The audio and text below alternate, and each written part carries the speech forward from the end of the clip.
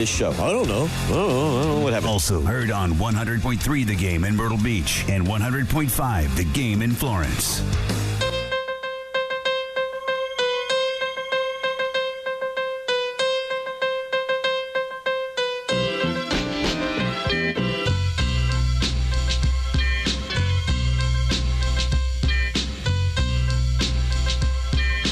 We might have forgot Monday and Tuesday because we were focused on Old Dominion. Yesterday, we did not forget. Today, we carry on in rivalry week, getting ready for the hated Kentucky Wildcats, Preston Thorne. The dislike, let it flow. Get up this morning. If you see something blue around your house, step on it. Maybe turn your foot a little bit. And then smile and go about your day as we get you ready here. Thursday morning, get up, get going, get ready. NFL gets going tonight. Flipped on the TV later last night at a time that I would not have expected, and they were having a pregame Eve show. Preston Thorne from SoFi Stadium, which I was trying to figure out everything. Yeah, I don't know what the NFL is doing. They try to just take over everything. I did happen to glance upon that, and I was like, what's happening here? Pregame Eve? Sure. I thought I was watching the NFL Network, to be honest. Like, it was one of those things where I flipped on the TV, kind of walked away, came back, and was like, oh, okay, NFL Network, pregame Eve, that makes sense.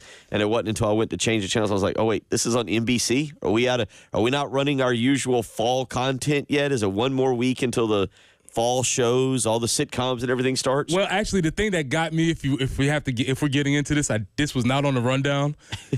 I guess they was doing some sort of crossover between the NFL and America's Got Talent. And so there was there was this thing happening where you had like Howie Mandel and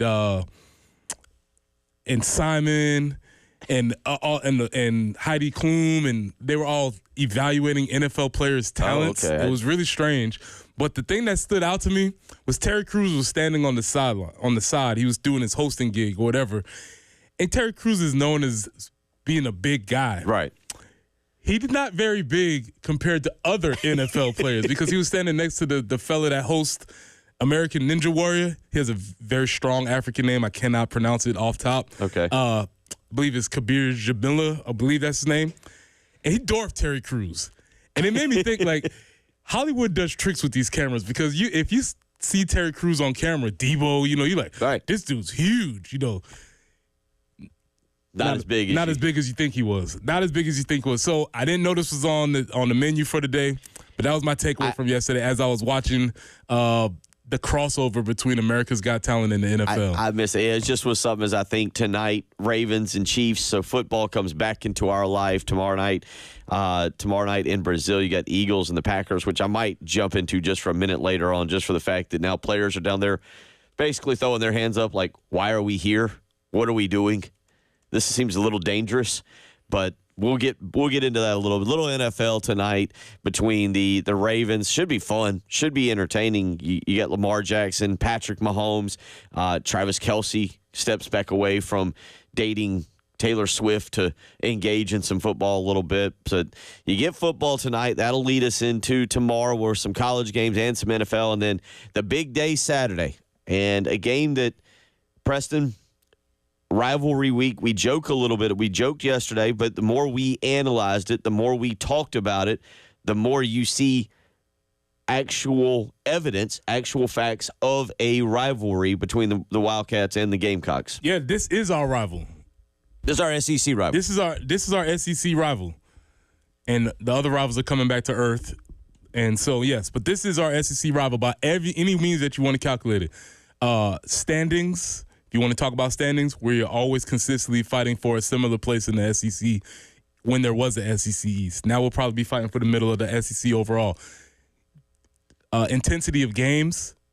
You gave the statistic yesterday about the amount of games that have been decided by 7 points or less. Yep, 14 to 24. So 14 of the 24 of games. The last 24. Of the last 24 have been decided by one touchdown or less. The games are always close. They're always interesting.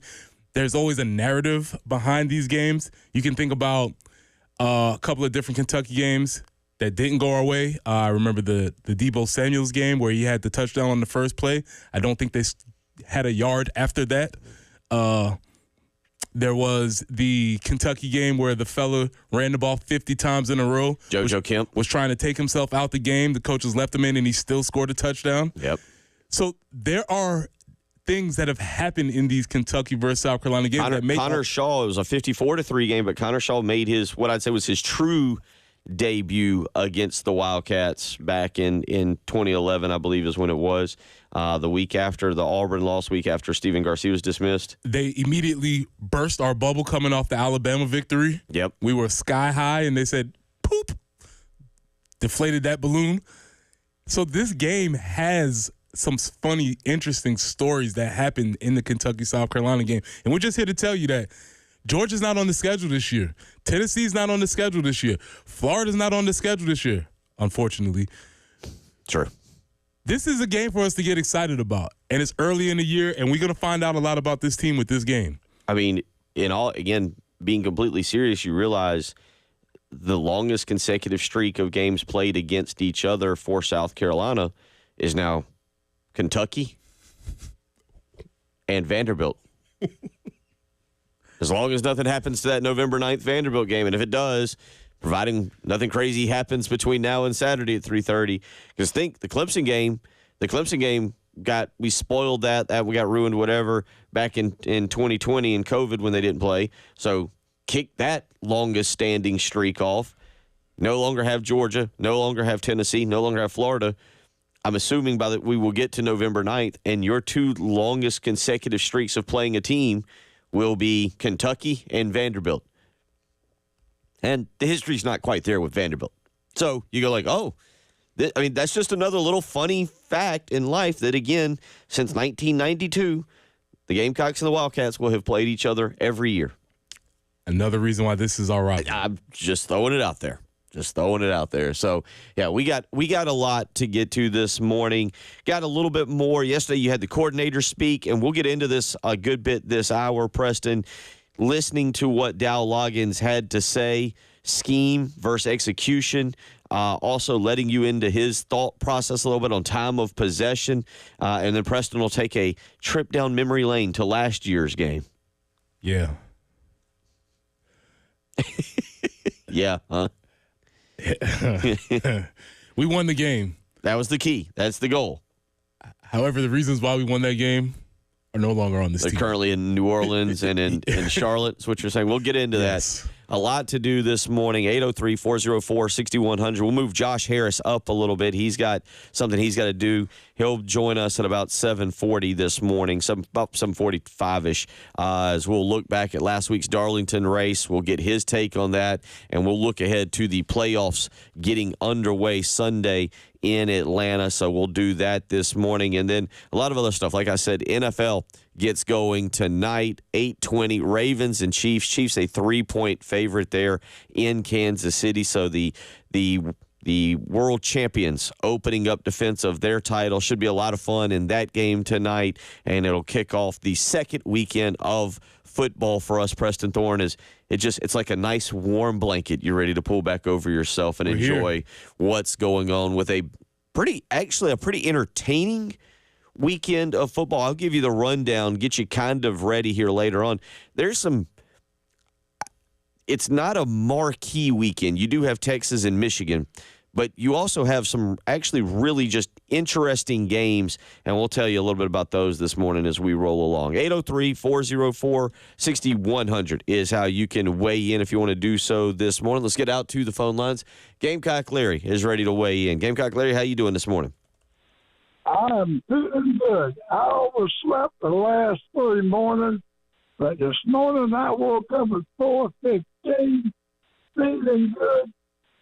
The only thing is I can't put no weight on my feet, and that is something else. But let me tell you something. I'm getting back in the football mood today. I am feeling good. Old Hoot Hog doesn't call me, bragging about giving America 1-1. After this weekend, Hoot Hog, you're going to be 1-2. Number 2, old Wildcat Sammy. He's going to come out here and get me riled up. But let me tell you something. Score It's been popping up in my mind. So I'm going to go ahead and put it out there today. One day early, but it keeps popping up. Just well to go ahead and say it. You give me 14 points. 14 points. Well, this score pops up in my head. Now, I hate to say it. Wildcats 24, Gamecocks 34. 24-24. Here's my prediction for this weekend. That's my prediction. 1 down, 11 to go. 12-0 in 2024. That's my story, and I'm sticking to it. Go Gamecock. Love all y'all. Talk to you later. Have a great day. There you go. 34 points is what Gamecock Larry predicts, which this goes back to the history. You got to read your history a little bit. This has nothing to do with South Carolina's offensive output last week. This has nothing to do with what they may or not do. This goes back to why it's a rivalry. You kind of know what you're going to get out of this game, which is a low-scoring, sloppy, kind of dragged into the mud kind of game.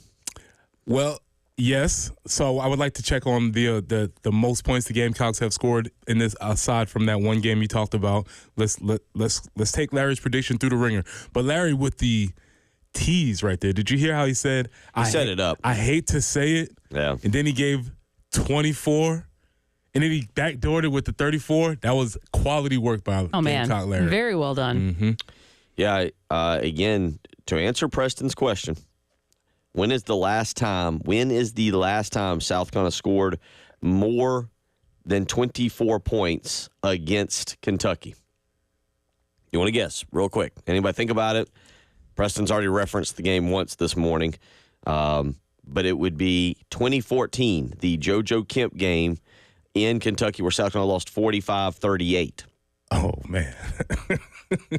45-38. I don't remember it being that much of a high-scoring game. I guess it was. That was the year South Carolina could never hold a lead. There was a game in which South Carolina had multiple 2-touchdown leads and couldn't get the job done. And the defense collapsed there at the end. That was the year we laughed that Steve Spurrier might have enjoyed a little bit the most because the defense wasn't there. So he got to do whatever he wanted offensively, and it made sense. But there was a string of games there during that period where South Carolina hung 54. They put up 38, they put up 35, and then 38. Other than that, it doesn't happen very often with South Carolina putting up a lot of points. There's a 38-point outburst in 2007. 2005, Spurrier's first year, they put up 44. The Preston Thorne years, 2004 saw 12 points and a Mike Rath touchdown at the very end on a very cold night in Lexington. I was there for that. 27 points in 2003, 16 points in 2002. There was the offensive explosion in 2001, 42-6, that Lou Holt's offense got rolling that afternoon. Lou Holt's offense scores 42 points. And then the 2000 season up there on another cold night, 20-17 up there. So you get the point. I'd have to go back and just count them completely up, but South Carolina doesn't cross the 30-point threshold very often. But here's where Gamecock Larry's prediction did hold weight. Only 10 points. 10-point difference, yeah. 10-point difference. So we did keep it within the bounds of what the series usually predicts for us. There you go. We'll get into this. We'll let you hear a little bit of Dow Loggins, and Preston will break it down this morning as we talk about scheme versus execution when we come back and talk about that. You're listening to Preston Thorne, Bill Gunner. She's Jen Jensen. It's the early game. 107.5 The Game. In Columbia. 100.5 The Game. In Florence. 100.3 The Game. In Myrtle Beach. The Game Network. Sips and Sounds, the only craft beer, wine, and spirits tasting event held indoors under the cool AC. No rain, no heat, no worries. Unlimited sampling of over 40 brands of local and national craft beers, wine, seltzers, and spirits. Live performances by Ken and Drew of Sister Hazel, Dazer, and the Donovan Twins. Saturday, September 28th. Get your unlimited tasting wristbands now at sipsandsoundscola.com. 107.5 The Game. Broadcasting live from the Herndon Chevrolet Studios. Take up to $20,000 off new Silverados. Stop by or shop online today and see why Herndon Chevrolet makes you smile. Together, let's drive. The Gamecock Go Pass is back. For only $20 a month, you'll receive access to all non-conference football games, most men's and women's basketball and baseball games, and all softball, soccer, and volleyball games. To learn more about the Gamecock Go Pass, visit thegamecockclub.com/go.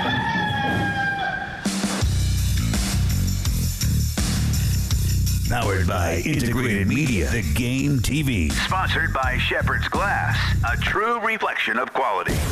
The Game TV. Sponsored by Shepherd's Glass. Hey, can you blow up some balloons for Jack's party? I can't. I'm so congested. You need Sinex Saline from Vicks. Sinex Saline Nasal Spray? Yeah, just Sinex. Breathe.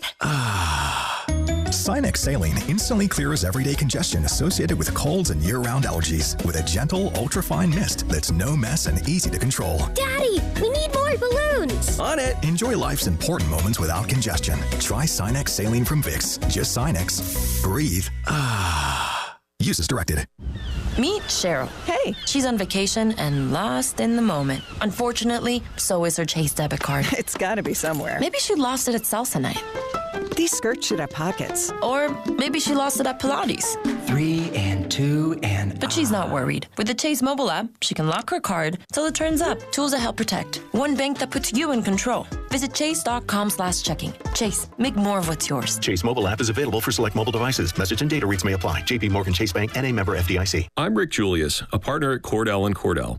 Divorce is more than just a legal process. It's a life-changing event that can impact your future, finances, and your relationship with your children. You've worked hard to build a life that you're proud of, and you deserve a legal partner who will work just as hard to protect it.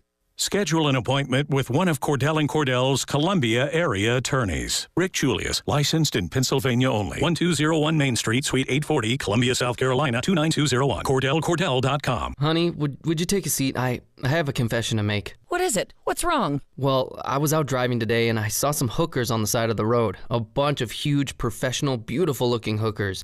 So I did what I was supposed to do. I slowed down and I moved over. You slowed down for the hookers? Well, yeah, it's the law. There was a whole fleet of Schroeder's towing trucks assisting with an accident. Wait, what did you think I was talking about? Schroeder's Towing reminds you to slow down and move over for all first responders.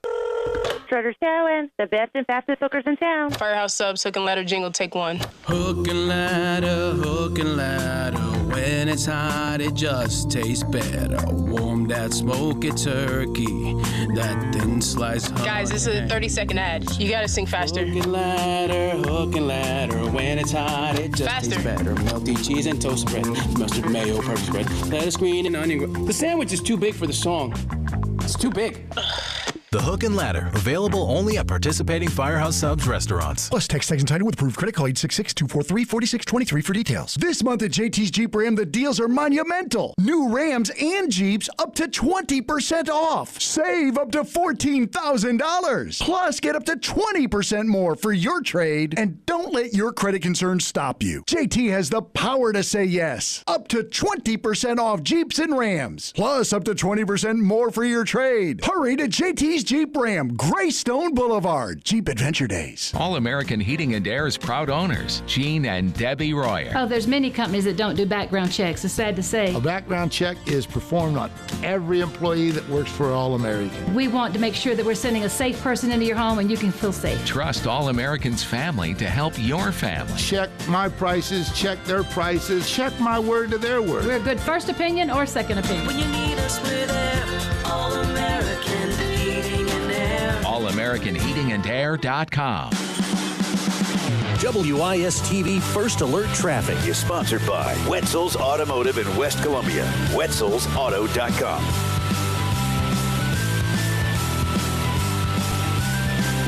We don't appear to have any accidents out there at this time. Not getting any reports of any significant slowdowns as well. Good Thursday morning so far. Cloudy today. Not out of the realm of possibility to see just maybe a quick shower here or there, but certainly not rain expected for most of the day. 82 for the high. We are expecting some more rain tomorrow, maybe late in the afternoon or evening. And that could carry into Saturday morning a little bit, and then that'll be fading out maybe after lunchtime. Tomorrow's high 80, 83 on Saturday. Sunday looking for clouds and 80. But right now, a little bit breezy, and it is 69 on the early game.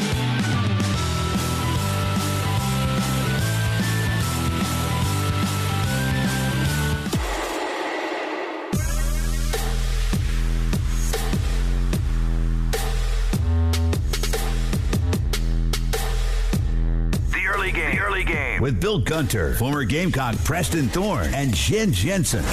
In Columbia, 107.5 The Game. In Florence, 100.5 The Game. In Myrtle Beach, 100.3 The Game.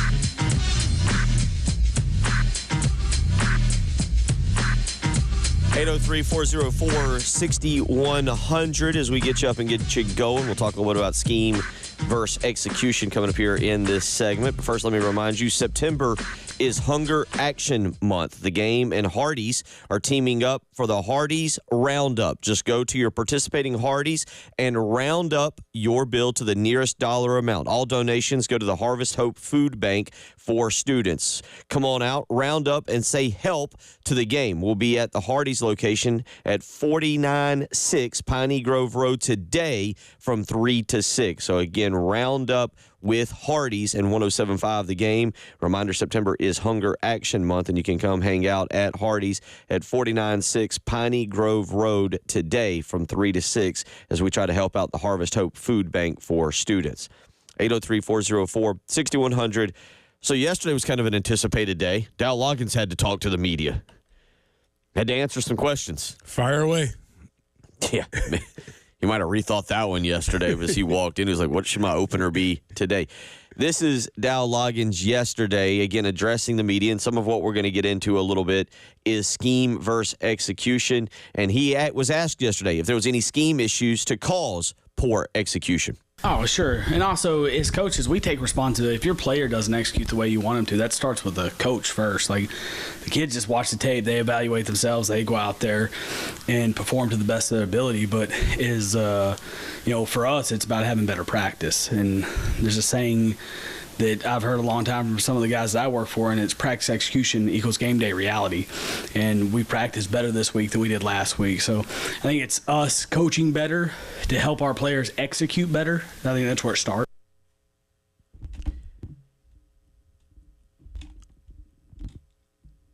I'm trying to think of the words to say without necessarily offending anybody. Here's what I'm serious. I'm not joking. I'm not trying to be funny for a second. I don't feel like the coaches know what happened last week right now. It's kind of like you anticipate one thing, and then that shows up on the field, and you're like, well, we know we're better. I've seen it. Because now, when I hear Dow Loggins say that, it's like, well, it means you didn't have a good month of practice in August. And you got to get better at practicing to get better at playing the game. I think that's very clear. I think what happened was sometimes as a coach, you might go into a game saying, we didn't look good this week. We're going to see how things turn out, but we didn't look good this week. You heard Dow right there say he didn't think they had a good week of practice last week. So while it may have been a surprise to everybody else, or maybe forward-facing, they might have been saying all of these things, Dow just said that he didn't think they had a great week of practice last week. And so, yes, you would like things to turn out better. Maybe you can say, we're going to go back to how we've been a couple weeks ago or what we hope it's going to be, but that's not how it happens. You play the way you practice. And apparently, according to Dow, he didn't think they had a good offensive practice last week, and it seemed to show up on Saturday. But there's a sense that I'm getting from listening to Shane Beamer, now from Dow Loggins.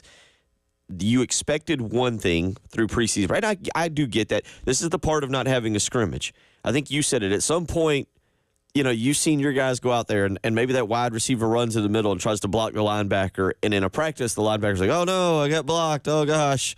Good job, wide receiver, pass him on the head. Whereas in a game, Jason Henderson, the linebacker for Old Dominion, shoves him off and runs around him, and the wide receiver goes, wait a minute. If this used to work.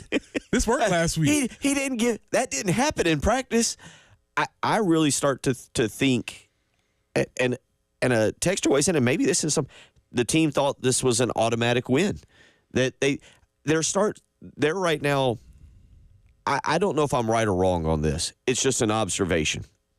But it again, Preston, to me, it's starting to feel like the coaches and maybe even the team expected one thing through basically 4.5 weeks of practice, and something entirely different showed up on the field where they're like, wait a minute, this is not how it went the last 4 weeks. You hear that comment along with Lenora saying, oh, this is not as easy as I thought it was going to be. That's what I'm saying. And you start to put these pieces together, and it feels like, I don't know whether they underestimated them or overestimated their own abilities. I'm not sure, but you did hear Dow put in a stop to this idea of, and he said it, I agree, that execution is part of the coach's job. So when we try and draw this line between, well, the players have to execute, no, it is the coach's job to make the players execute during the week so that they know they're executing during the week, and that carries over to the games that are happening on Saturday. So hence, moving forward, the idea of execution being an either-or thing where, it's the coach's job, but the players have to execute. No,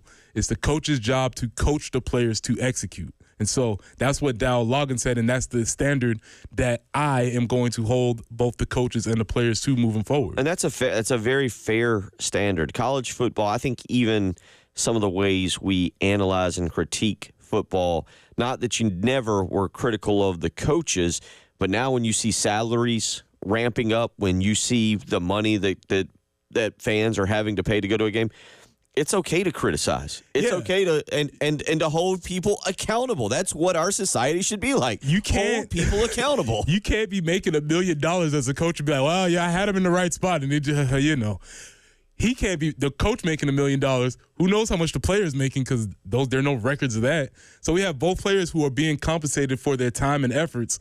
Yeah, you have to be accountable for it. And so I agree with this 100%. It is up to the coaches to practice well and require their players to execute. And if their players do not or cannot execute, then they can't play. And some of that starts with self-evaluation. And this is something Dal Loggins talked about yesterday as well, a little self-evaluation taking place after the Old Dominion game. Everything goes back to the week. You look at why your players don't execute a scheme, or what did you say to them? Did you show them enough looks? Did they get enough reps of those things? Like, you self-scout everything, and when you don't play the way that you want to play, you don't execute the way you want to execute, it goes back to, as a coach, you have to look at yourself first, and you would say, hey, if it's the old saying of the teachers, like, hey, student fails, teacher fails.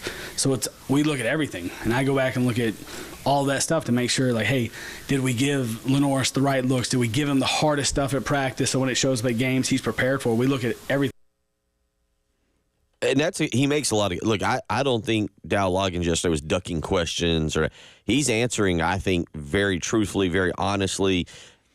Maybe even you'd say taking more of the blame for some of the performance than putting it on the players. Now, that doesn't – I think that's good. That also means you better fix it. Yeah. Now you're saying it's you, which is cool. I like it. I appreciate you doing that. Fix it. Yeah, he has to show up. He and staff have to show up because that is something that they were brought in here to do. Again, I point to Sean Elliott being brought in as the run game coordinator, the guy who's supposed to get the run game off the ground. That didn't happen on Saturday. Mike Ferry being brought in as the wide receiver coach who's supposed to bring a level of intensity. That didn't happen on Saturday. So, yeah, both of them have to be accountable for that, and they have to have a better week of coaching, and hopefully that goes down to their players having a better performance on Saturdays. 803-404-6100, how you can weigh in on any of that. Texter weighing in. I still tell myself that this team cannot be as bad as what they showed Saturday. The only thing I'll say to that, and we'll get into this a little bit more, there are 4 or 5 plays in that game. And I'm not pulling a Dabo Sweeney or trying to say anybody where it's like, oh, we're 4 or 5 plays away. There are 4 or 5 like momentum plays in that game that changes that from being 23-19 to maybe something closer to 31-10. That's absolutely fair. That is true. Yeah, I mean, there's no way around it. Yes, there are a couple plays that they could have made that would have changed the perspective on how everybody viewed the game. I mean, it's the two Old Dominion touchdowns are simple busts. Old Dominion didn't make a play. South Carolina made a bust. We'll talk a little bit about that, get into a few other things as we roll along. You're listening to Bill Gunner, Jen Jensen, Preston Thorne. It is the early game. The Game Network. In Columbia. 107.5 The Game. In Florence. 100.5 The Game. In Myrtle Beach. 100.3 The Game. Powered by Integrated Media. The Game TV. Sponsored by Shepherd's Glass. A true reflection of quality. The Game TV. Preston here. Let me tell you about my friends at Absolute Glass, the premier glass company of the Midlands, offering auto, home, and business glass repair. So if your glass is damaged, shattered, cracked, or broken, they can handle the job. If it's a cracked windshield, that's no problem. They'll come out to your location and replace it for you, usually for free, and to work directly with the insurance company to take away the headache. They will come out to wherever you are, school, home, work. They'll give you a free quote, do the job, take it away. You don't have to worry about anything. Now, if you're sitting at home and looking to increase the value of your home with new windows and mirrors, Absolute Glass will come out and take care of that for you too. Windows, mirrors, shower enclosures. I say it all the time. If you can see through it, Ray and Marianne at Absolute Glass can do it. So check them out online at AbsoluteGlassInc.com. That's online at AbsoluteGlassInc.com. Sponsored by Stand Up to Cancer. Joe Buck and John Smoltz welcoming you back to the City Center Convenience Mart. Uh-oh. She's looking at the cigarettes, but she just grabs the gum off the counter. Stand Up to Cancer and Rally want you to reduce your risk for cancer. Go to takeahealthystand.org. What you're talking about. Sponsored by Love Chevy. It's back to cool season with big-time savings on Tahoe Suburbans and the all-new Chevy Traverse. I-26 at Harbison and at lovechevy.com. Together, let's drive. The Carolina Jackpot $5 scratch-off ticket is back, giving you a chance to win up to $200,000 while supporting future Gamecocks. And level the playing field with the Second Chance promotion for another shot to win $50,000, $75,000, or $100,000. Let's show them what we're made of, Gamecocks. The South Carolina Education Lottery, supporting education for more than 20 years. Overall odds are 1 in 3.98. Top prize odds are 1 in 520,000. Second chance odds depend on number of entries received. What's up, Gamecocks? Ben Cato, third-generation owner of Cato's Power Equipment, here with a few tips to help make summer just a little bit easier on your zero-turn lawnmower. Hot days mean you might be running through engine oil just a little bit quickly. Give that dipstick a check every day. And consider switching to Kawasaki K-Tech 20W50, designed for ambient temperatures over 120 degrees. Dry days mean extra yard debris. Make sure that the top of your cutting deck stays clean and doesn't get packed with dry grass, hay, or straw. If you're worried about keeping it clean, a handheld blower from Steel, like the battery-powered BGA 60, is perfect for it. And don't forget, an ounce of prevention is worth a pound of, well, having to pay to get your lawnmower fixed. Consider using these blistering afternoons to give your equipment some extra TLC. For all the parts, service, and advice you'll need, do what the pros do. Come to Cato's Power Equipment. Visit us at 4012 West Beltline Boulevard or always online at catospowerequipment.com. Hi, Jen here. Did you know you could earn up to 4.59% annual percentage yield with All South Federal Credit Union's premium checking account? That's 30 times more than the national average interest checking rate, which means more money in your bank account each month. Plus, they have 23 locations right here in the Midlands. Open an account online at allsouth.org or visit an All South location today to start earning more. All South is federally insured by the NCUA. Call Lawyer Lisa. Experience the difference with Lawyer Lisa. Hi, this is Lisa Hosteller-Brown. Do you know the difference between a revocable trust and an irrevocable trust? The difference could easily save you hundreds of thousands of dollars in long-term care costs. Visit lawyerlisa.com to schedule a consultation today. Call Lawyer Lisa. Experience the difference with Lawyer Lisa. 7511 St. Andrews Road, Irmo, South Carolina. Daddy, you need a trust. Got something to say? Bring us up on the Love Chevy phone line. At 803-404-6100. 107.5 The Game in Columbia. 100.5 The Game in Florence. 100.3 The Game in Myrtle Beach. The Game Network. WIS-TV First Alert Traffic is sponsored by Wetzel's Automotive in West Columbia. Wetzel'sAuto.com.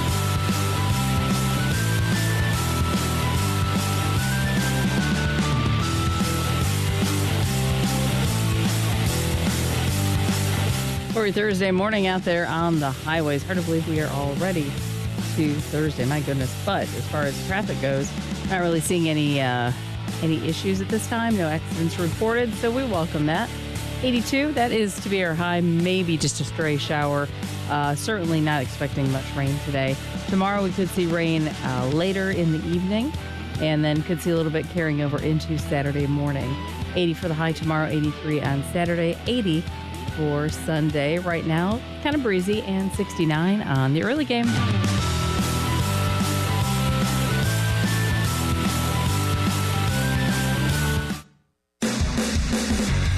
What you're talking about. Sponsored by Love Chevrolet on the Game Network.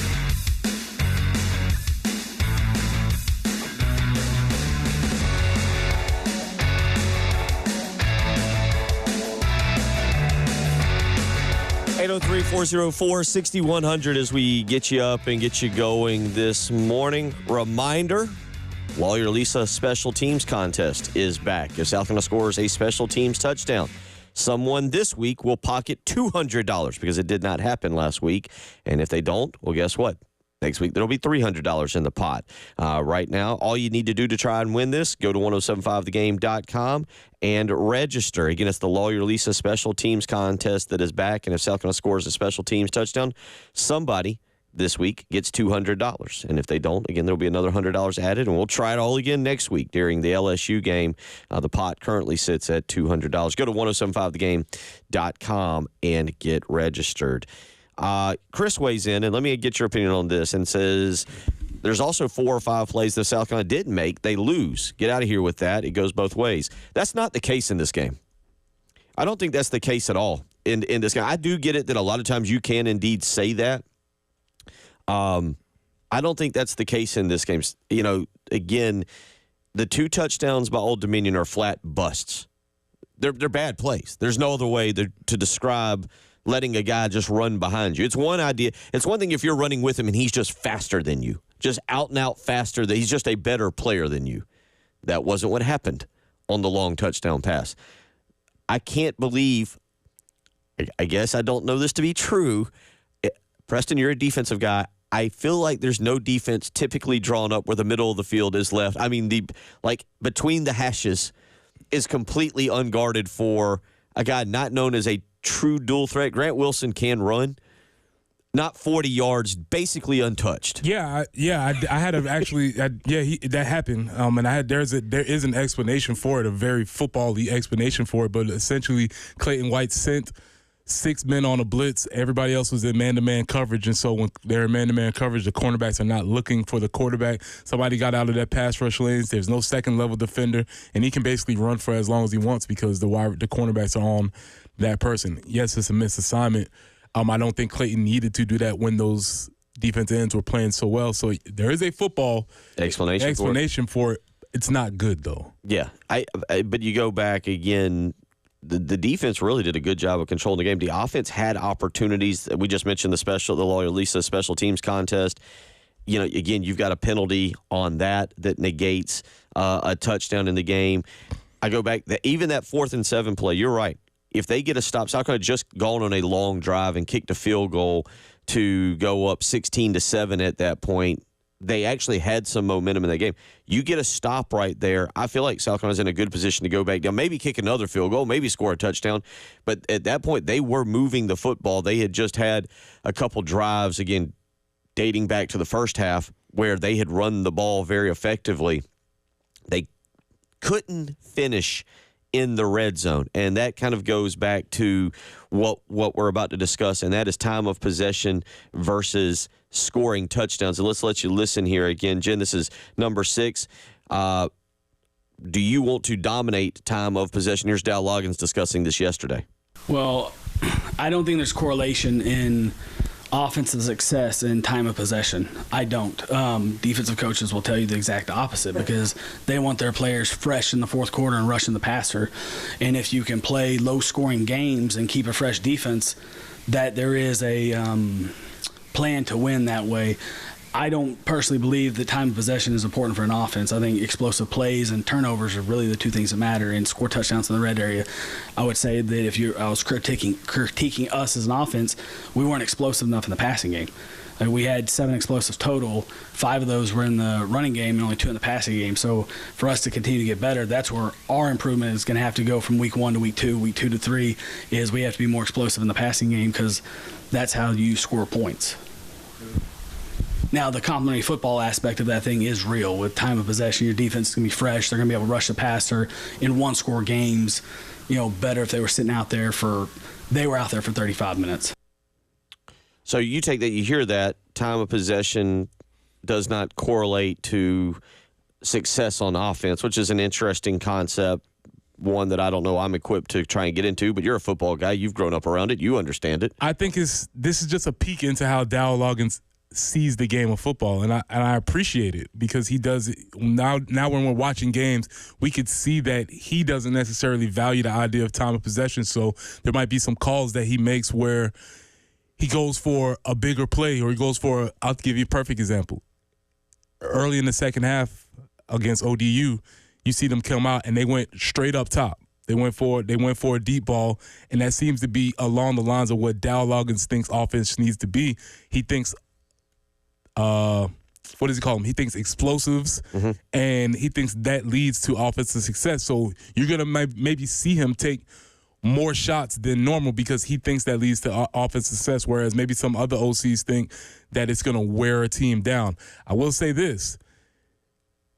That doesn't line up with a ground and pound philosophy. A ground and pound philosophy seems to rely on time of possession to wear another team down. So they have to have some synergy between what Dow thinks offensive football should be and maybe what the team's identity is. Now you go against a Kentucky team who is going to be very big in the middle. We know Kentucky is built around. This goes back to what we kind of talked about. Even through the majority of the last 24 years, South Carolina's mainly been built around defense, right? Going back even to the Lou Holtz. You go back again, I said I've done a lot of statistics on since 2000. So this century really, even back then, Kentucky was kind of a defensive-oriented team. They had a big fat quarterback one year that y'all couldn't quite tackle. You'd jump on his back and ride him around, and Jared Lorenzen would just take you for a ride. It would take 3 guys to bite at his ankles to get him down. Shout out to the hefty lefty. But both teams have been built around defense. South Carolina's still trying to find the identity of what this football team is. I go back. Y'all's teams were built around defense. They were defense-oriented. Steve Spurrier's best teams were defense-oriented, run the football and defense-oriented. South Carolina's trying to figure that out. We know Kentucky is run the football and play defense, and that's what you're going to have to control this weekend. Yeah, and that's the type of game that they want to play. So in a game that's a low-scoring game, a game that there's not going to be many plays, there might be some opportunities for explosives. And we'll talk about in the next segment, we'll talk about the games from last year, the previous 2 years, because they were not pretty games, but they were marked by explosive plays. 803-404-6100 is how you can weigh in this morning as we roll along. You're listening to Preston Thorne, Bill Gunner. She's Jen Jensen. It's the early game. From the Midlands to the PD to the beach. The Game Network. Everyone wants you to pay for their streaming app. You got to have this one. You got to have that one. Well, not us here at the Game. Why? Because we love you more than they do. Just go to iTunes or Google Play and download the 107.5 The Game app for free. This is Boomer Esiason with Sports Minute, sponsored by Fisher Investments. 6-time Super Bowl winning coach Bill Belichick, who hated press interactions, has more media gigs than rings now. He'll be all over ESPN, the CW, podcast, internet streaming. He even has a new book project coming out, and he joined Instagram. As for rampant rumors that the Hoodie Man will be joining my Sports Minutes as a regular or co-host, all I'll say is, I'm on to Cincinnati. I'm Boomer Esiason.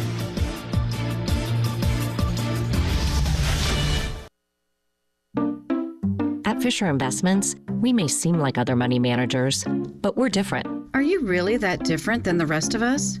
We are. As a fiduciary, we always focus on what's best for our clients. What services do you offer besides investing? We have a team of specialists in financial planning, estate planning, and more. Your clients rely on you for all that? Yes, we ensure clients receive unparalleled service at every step of the relationship. Okay, but you still sell commission-based products, right? No, because we believe that's a conflict of interest. We prioritize service over sales goals. So, then how do your fees work? We have a simple and transparent fee that's a percentage of our clients' portfolios. So we do better when our clients do better. Wow, we're more different than I thought. At Fisher Investments, we're clearly different. Learn more at FisherInvestments.com. Investing in securities involves the risk of loss. Do you have sagging, soft, or bouncy floors in your home? Well, this could be a sign of rotten wood caused by moisture in your crawl space. Damaged wood in your crawl space can affect your home's foundation, and that can affect your home's value, and nobody wants that. Say goodbye to sagging floors and hello to a stable foundation. Contact Canty today for your free inspection at 803-424-8380 or visit cantycanfixit.com.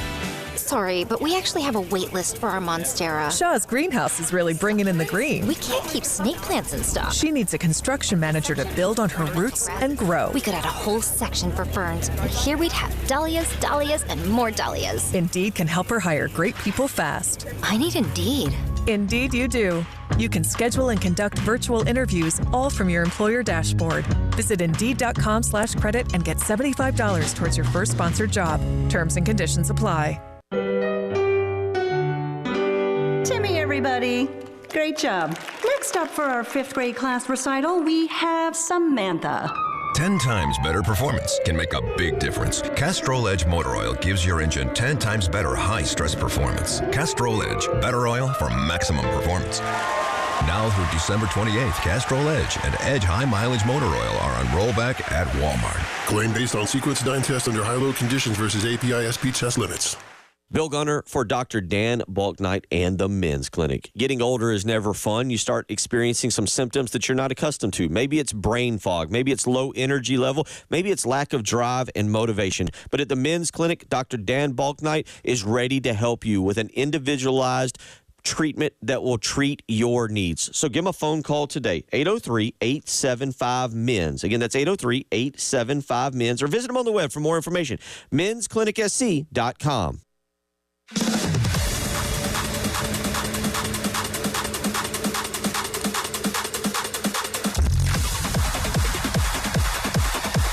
The early game with Bill Gunter, Preston Thorne, and Jen Jensen. From the Midlands to the PD to the beach. The Game Network.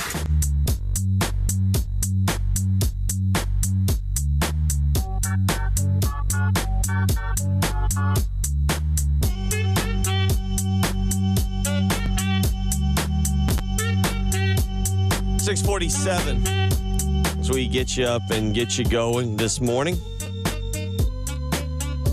Talking about Rivalry Week, Preston Thorne. Rivalry Week. By the end of this, I'm going to be actually decent at saying rivalry. Tough one, man. Yeah, Rivalry Week, yeah. South Carolina, Kentucky, overall series, 20-13-1. Gamecocks lead the series. Now, in Kentucky's game notes, Preston Thorne, they do state very clearly that the 20-13-1 does not include the game that Mark Stoops and Kentucky had to give back 3 years ago. The only time that Mark Stoops has beaten Shane Beamer while Beamer has been at the University of South Carolina. So it does state that very clearly, little asterisk down there. It says Kentucky, the actual sentence says Kentucky trails the meetings with South Carolina 20-13-1, including 9-8 in Lexington in a series that began in 1937. The two teams began their annual matchup in 1992. And then it says, note, the series record does not include the vacated Kentucky win from 2021. Should be noted, by the way, former Gamecock offensive line coach Eric Wolford, now the offensive line coach at Kentucky. Cool. Let's see how they do. I know that's his area. He seems to fall in line with that type of play. How they want to run the ball. Let's see how it goes. So that brings us back, as we have stated this week. This series has been actually kind of odd. We all know about South Carolina's domination, winning 13 out of 14 games from 2000 to 2013. As you said yesterday, there was a period in 2020, I guess around maybe 2015, 2016, 2017, where Mama Thorne didn't quite understand what was happening. Yeah, she couldn't figure it out. And I was like, nah, this has been happening for a while. She's like, really? I was like, yeah. Because you never lost to Kentucky. But you had some really close games with Kentucky. Your freshman year, as we discussed, your freshman year. South Carolina goes up to Kentucky. I think I was up. Y'all went up to Lexington, Kentucky in 2000. I don't know if you got to make the travel squad on that. It was a cold night. I think Clemson was playing North Carolina State because I was actually very up. cold that night. I was up in Clemson and remember watching the game that night. South Carolina held on. Sheldon Brown, I think, had 2 interceptions in that game. Yep. And y'all held on 20-17. Your redshirt freshman year, y'all throttled Kentucky here. Things were rolling in 2001, 42-6. 2002, you went up there. I believe that was a hefty lefty game, and held on 16-12. Low scoring, defensive, and again, a 4-point victory. Dante Robinson made one of the greatest plays I've ever seen in person with the one-handed interception that game. Okay.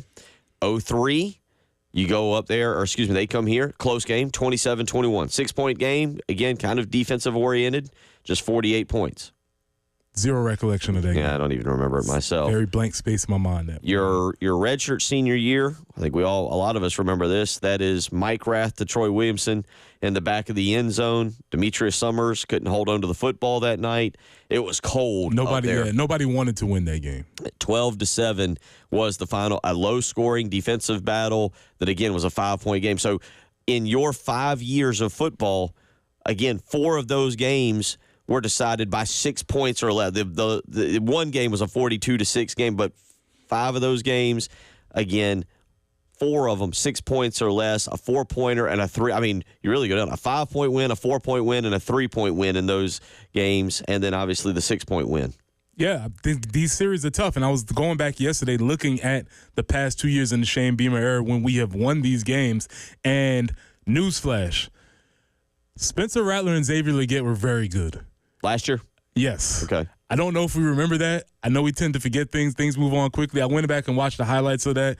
Xavier Legette last year had 6 catches for 94 yards, 2 touchdowns. Spencer was 19 for 27 with 208 yards. Not his best game statistically, but when you look at the highlights, I don't know if we have anybody on the roster this year who could have made the plays that these two made in this game. Spencer stepped up, threw a laser to Xavier Legette going over. He jumps up, makes a fairly spectacular catch.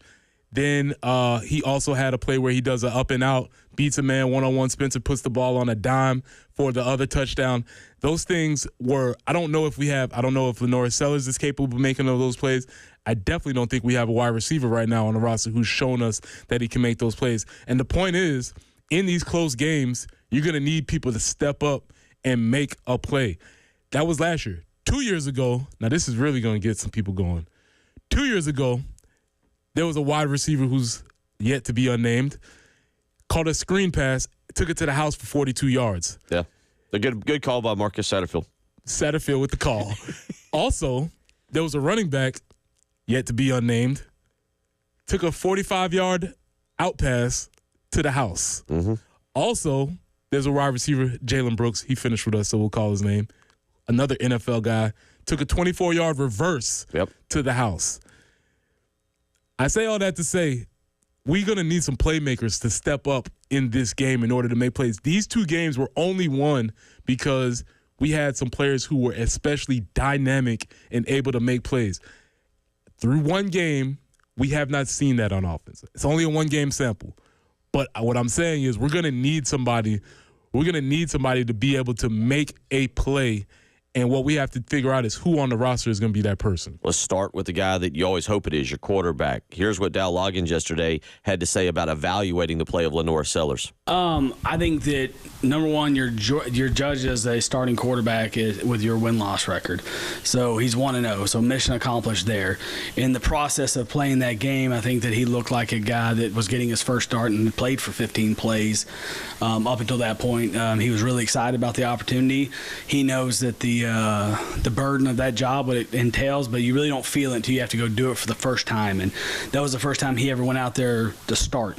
It was the first time that he felt that pressure of what it's like to play in front of 80,000 and having a lot of people depending on you and counting on you. You know, it's why in the NFL they get 3 preseason games, and so those guys have a chance to go do that. So he had an opportunity to do it. The best way to, get used to that is experience. There's no value on experience, and it was a different field than when he got to watch Spencer to go do it for like the 30th time and the first time he ever got to do it. So he'll grow from it. Definitely, I thought the game was fast for him, and I think you saw that with his technique and pulling down some too quick to run at times, not trusting his feet and trusting his training. But it's an awesome opportunity to grow, and he'll get better every week. The problem is he's got to grow quick, like quick by Saturday, because you're right. Against this Kentucky defense, from talking with others, you got to understand what they're trying to do and take what is given to you, and then B, you got to be able to protect the ball and make the right reads. Yeah, the Kentucky defense is known for making people struggle to get what you want to get. Can you be patient enough to make all the right reads? And that's what we'll see. We'll keep talking about this. We're going to do a little Atlanta Braves talk as well coming up next. Braves are clinging for dear life to the wild. And let's talk about the Cubs. No hitter? No. Fine, you want to make this Cubs talk next? Well, at least for 5 seconds. Cubs. There it was. It's been 52 really years. Yeah, we'll let Jen explain what happened last night that makes her very tingly. It's the early game. 107.5 The Game. Broadcasting live from the Herndon Chevrolet Studios. Take up to $20,000 off new Silverados. Stop by or shop online today and see why Herndon Chevrolet makes you smile. Together, let's drive.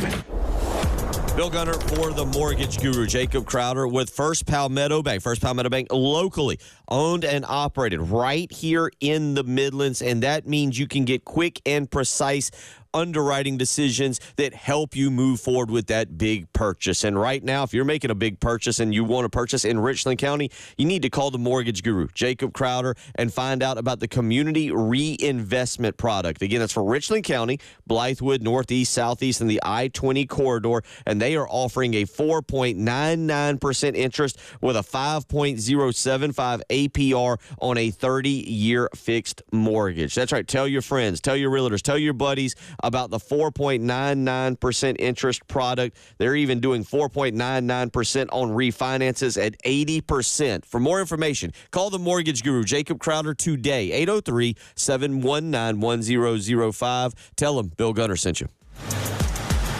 Sponsored by Metz Plumbing. Leaky pipes? Call Metz Plumbing. With over 30 years of experience, we fix it all. Call 732-DRIP for expert service today. Metz Plumbing, your personal plumber. Metz Plumbing, 732-DRIP. I'm gonna leave it all out there. Nathaniel Rateliff and the Night Sweats. And My Morning Jacket. Together for one special night of music. The Eye to Eye Tour. PNC Music Pavilion, Charlotte, Friday, September 13th. Nathaniel Rateliff and the Night Sweats and My Morning Jacket. Get tickets now at livenation.com. Part of the Mattress Warehouse Concert Series. I'm Rick Julius, a partner at Cordell & Cordell. As a business owner in these uncertain economic times, you struggle to guard your life's work against unexpected challenges. But can it withstand the sudden disruption of a divorce? When your hard-earned work is at risk, count on our experience and advocacy in handling these matters at Cordell & Cordell. Schedule an appointment with one of Cordell & Cordell's Columbia area attorneys. Rick Julius, licensed in Pennsylvania only. 1201 Main Street, Suite 840, Columbia, South Carolina, 29201. CordellCordell.com. What's up, Gamecocks? Summer is officially here, and those famously hot temps, they aren't going anywhere soon. Super hot days can be incredibly stressful on your lawn, and even more stressful on the person maintaining it. So don't spend hours pushing around an old lawnmower or going 2 miles an hour on a bumpy old rider. Come to Cato's Power Equipment. Whether you have just a few weeds or tons of acres of grass to keep cut, our huge selection of Toro, Bravely, and Aaron zero turns will make short work of your yard. Guaranteed. Spend more time where it matters this summer. And like Cato's Power Equipment, help make your yard an oasis, not a chore. The Amazon's rainforest is being cut down so fast that by 2030, 55% of it could be completely wiped out. The Earth's forests can't speak up when they need help, but we can. Be the voice for those who have no voice. Visit worldwildlife.org. WIS-TV First Alert Traffic is sponsored by Wetzel's Automotive in West Columbia. Wetzel'sAuto.com.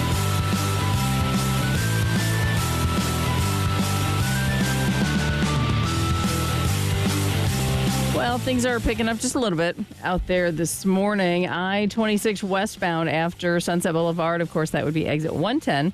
We do have a report of an accident there, so heading towards the upstate at exit 110. A little bit of a slowdown due to an accident. Your forecast looks pretty nice. 82 for the high today, 80 tomorrow. Maybe could just see a pop-up shower around today, but certainly not looking for a washout. Maybe some rain later tomorrow afternoon and evening, and that could continue in through Monday or Saturday morning. How's that? Maybe until about lunchtime. But low 80s is really where we're going to be staying for the foreseeable future. Right now, a little bit breezy and 69. WNKT FM Eastover, Columbia. Congrats to the Gamecocks women on another national championship. A Cumulus media station. The early game with Bill Gunter, former Gamecock Preston Thorne. Kansas and Illinois. Sounds like a great basketball game, Preston Thorne, but it's Illinois. A lot of corn. A lot of corn. A lot of corn. Is Illinois known as the Corn State? Oh, there's a ton of corn here. Really? And Jen Jensen. There was a school south of us that we played, and they were called, the town was Hoopston, and they were the Hoopston Corn Jerkers. Can't make it up. Ooh. That's unfortunate. Your home of the Gamecocks in Columbia. 107.5 The Game. The theme of this show. I don't know what happened. Also heard on 100.3 The Game in Myrtle Beach and 100.5 The Game in Florence.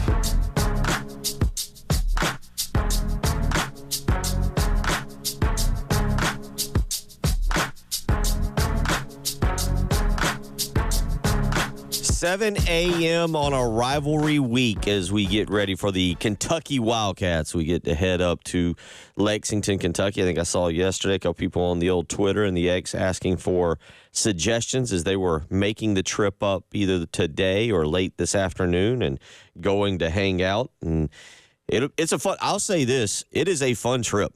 I'm trying to look real quick here at all these trips that I was able to take pre-kids. But I've been to Kentucky several times, and it's a nice, we talk about going on trips here in the SEC. It's a nice little trip. And the fans, by all accounts, even though we're trying to make them out to be heathens, and as one of y'all weighed in yesterday, said the toothbrush was invented in Kentucky, and that's why it's not called the teeth brush, because of it only needing to be used for one tooth. But it is, if you ever get a chance to go up there, to go to Lexington, obviously you look at this will be the earliest that these two teams have met during the last 32 meetings. You go back the second earliest. What is this? 2015, South Carolina went up to Kentucky. The game was here in Columbia and was played on September the 12th. Was one of the earlier meetings between these two teams. Typically, these games have been played in October. The game a couple years ago that Preston referenced earlier was played October the 8th. That was the one that had the big plays from wide receiver to not be named, running back to not be named, and Jalen Brooks. Also, David Spalding made a massive play early in that game that set up an early touchdown for the Gamecocks. But these games have typically been played in early October, which is great weather up there in Lexington, Kentucky, and kind of coincides with Keenan Land. But we'll talk more about that as we roll through the morning. But right now, let's do a little Braves talk. It is our chop block, but we will pause our chop block to Jen. I thought it was chop talk, not chop block. What are you doing, changing the names? I change it up all the time. Yeah, we haven't gone back to we got to get a new opener for it. Okay. You can't just sing the song? No. Not even going to try. I only sing Ludacris, who we'll get into during this segment, because did you see who threw out the first pitch last night?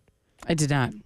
Should have just told you who threw out the first pitch. What happened, Preston Thorne, with Ludacris throwing out the first pitch last night? Because as I looked up here a little while ago, was he wearing some kind of equipment on his arms? Or yeah, it was an homage to his videos. When we know Ludacris was known for doing the outrageous videos and having all types of weird stuff happening. So yesterday, apparently, he had the giant arms. Yes. And so he just had these huge, muscly arms that were attached to his regular arms. And it was pretty on point for what we expect from Luda. Braves right now, they had a golden opportunity last week, Preston Thorne. They were 4 back of the Phillies at one point, but went on a little bit of a losing streak. They are now, in terms of the actual standings in the East, Braves now find themselves 7 games back of the Phillies, 76-63. Phillies 83-56. Phillies have won 4 straight, 8 of their last 10. Braves have won 2 straight, 6 of their last 10. But maybe a little more concerning than the Phillies, the New York Mets are red hot. They've won 7 straight, 8 of their last 10, and the Mets have closed to within a half game of the Braves, and where that matters is in the wild card standings, where the Braves right now are just a half game up on the Phillies for the 6th and final wild card spot. They're 2.5 back of the Diamondbacks for the 5th spot and 3 back of the Padres for the 4th spot. This is what we've been talking about all year. They just wanted to have an opportunity to make the playoffs when it came down to it. They were right there, and so kudos to them for staying the course and struggling and fighting and grabbing and clawing everything that they've done to get to this point. And truth be told, they still have a chance. They're right there to make the playoffs. Yeah. Okay. No, no. They have a chance to win the World Series. Oh, really? Because if you're looking at the history of what that Major League Baseball playoffs has been, all you have to do is make it in. And anybody, it's essentially a crapshoot after that. So guess what? All of their goals are still in front of them, Bill. This is true, and again, as I mentioned, they opened the series last Friday when we were in Darlington. They opened the series with a 7-2 victory against the Phillies to get within 4. They proceeded then to lose Saturday and Sunday 3-0, 3-2 in 11 innings. They have come back home. They are at Truist Park now. They knocked off the Rockies 3-0, and then last night, bleeping old Charlie Morton goes out and gets the job done, and they win 5-2. Charlie Morton just throwing it. One thing that are we glossing over? Because this was Tuesday night. Let me back up for a second. Charlie Morton was last night. Are we glossing over the season that 35-year-old Chris Sale is having? No, we're not. He's in contention for the Cy Young Award. Yes, that's why I'm asking, and it doesn't feel like he's getting the attention that he deserves. He is somebody that's right there. I actually even have some numbers for him. This is the most interesting thing to me. His record is 16-3, which is phenomenal. But even more so than that, in the games that he started when he didn't get a decision, the Braves are 18-5. So when he goes out there and pitches, they win. And in those games that he's gone out and started, this is the wildest statistic to me. And this is not even an advanced statistic. We can all understand this one. He's allowed 2 or fewer earned runs in his past 21 starts. 2 or fewer earned runs. So essentially, when he goes out there, they have an opportunity to win. He has been dominant this year, and he is somebody who's up of age. They took a chance on him after he kind of, wasn't as successful with the Red Sox. And so, yeah, this has been a pleasant surprise because neither him nor Charlie were supposed to be the stars of this pitching staff. It was supposed to be Spencer Strider, but obviously he was hurt earlier in the year. So this has been something that has been a pleasant surprise for the Braves. I want you to, well, let me think. Chris Sale is 16-3. That's his record, okay?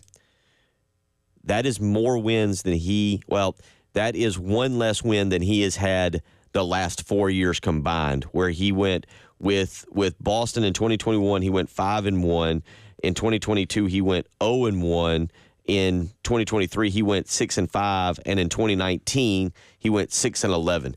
Again, what you just said took a little bit of a chance on him. I mean, this was a guy that had double-digit seasons of wins, double-digit win seasons from 2012 through 2018, 17, 11, 12, 13, 17, 17, 12, and then in 2019, 6-11, 2021. 2021, he goes 5-1. 2022, 0-1 in just 2 starts, injured, obviously. 20 starts last year and 6-5. This year, 26 starts, 16-3. Also, he's 16-3, has exactly half the wins that those Chicago White Sox have as a whole organization. That's a rough stat. They're 32-109. Chris Sale, 16-3. Chicago White Sox, 32-109. Keep it up. He's keeping them in there. He's keeping them in there, as we just said, 2.46 ERA for the Braves there as they roll along. Let's get out to the phone lines here as we do a little chop talk. Ernest wants to weigh in. Ernest, how you doing this morning? What's on your mind? I'm doing fine, Bill Preston. I believe it was Tuesday night, if you watched the game, when the up and in pitch hit Whit Merrifield. Yes, it was. I don't know if you saw. Yeah, yes, okay. It was. And Whit Witt had some words to say about it. Witt was very outspoken about what's happening as far as Major League pitching is concerned right now. Well, yeah, and to go along with that, what they need to do, because the pitcher's no longer getting what we call getting the box and hit, they need to start finding these pitchers. And my thing is, I don't care if you're a rookie or been in 5, 6, 7 years. If we find them $25,000 for the first offense, $50,000 for the second, you keep going up, it's going to hurt their pocketbooks. But also, in that you eject them immediately out of the game they're in and suspend them for the next game. Also, you start finding the teams, 100,000, 150, 200,000. And then, to make it even worse, if a pitcher does it at least 3 times or more in the season, you eject him for the rest of the season. It'll hurt a team, and it'll stop this, we're going to retaliate by pitching up and in. Whit Merrifield got hit the other night. Who knows, in a week, 2 weeks, or down the road, he might have a serious TBI from this, and it's got to stop. Yeah, I agree with this, and I think great call. Thank you so much for the call. And you just sparked something in my mind that maybe there's a baseball version of the targeting rule where if you do that, there's a consequence immediately, and then there's a consequence for your next staff, as you just said, Ernest, because these dudes are throwing the ball too hard, and as you say, you're throwing the ball 100 miles per hour, and then you do not have to go into the batting box and face repercussions for what you've done. So there's no form of on-field justice that can happen to you, so they're letting go scot-free. That's something I want to think about a little bit, about a baseball version of targeting, whereas regardless if it's accidental or not, you throw the ball at somebody's head, you're immediately either penalized or ejected. Well, at head or hitting hand? Up and in. We can do it. We can figure out some things, whether it's above the strike zone, whatever we want to do, but there has to be something where the ball's getting up there. Because they will eject you for this is where I think it gets a little murky, but exactly. when it's deemed intentional, you're ejected. Right, but in football, it's not intentional. If it happens, you get ejected. So let's just do it. If it happens, you get ejected. All right, yep, there you go. Now, we mentioned this is the Chop Talk segment, Atlanta Braves, but last night, Jen, your Cubbies did something that they hadn't done in 52 years. Just, your mic decided to cut off. Really? How weird. Okay, should we try that again? Yeah. A no-hitter for the first time since 1972 at home at Wrigley Field. It took 3 of them to do it, but, Shoto was in for 7 innings, and they had 2 relievers after that. But, that's pretty exciting. I do wonder about this. That is exciting. That's really cool. But is it another reason that the no-hitter has been diminished I think in a lot of people's view, is because it becomes a combined no-hitter and not one guy going 9 innings and shutting down the other team? There's something to that, and of course, because it happens more frequently, maybe people don't pay as much attention. But you wonder, is that because the speeds at which they're pitching these days, the more wear and tear in the arms, or is it just, are we wimping out?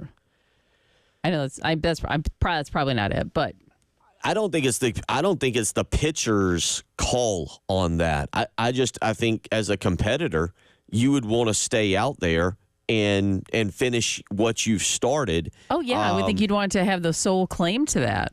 Yeah, so I don't think it's the call. I'm looking the starting pitcher last night for the Cubs through 95 pitches. So he's right there at 100 through 7 innings, as you mentioned, and then they brought in 2 guys who threw 10 and one guy the first guy, Pearson, threw 10 pitches.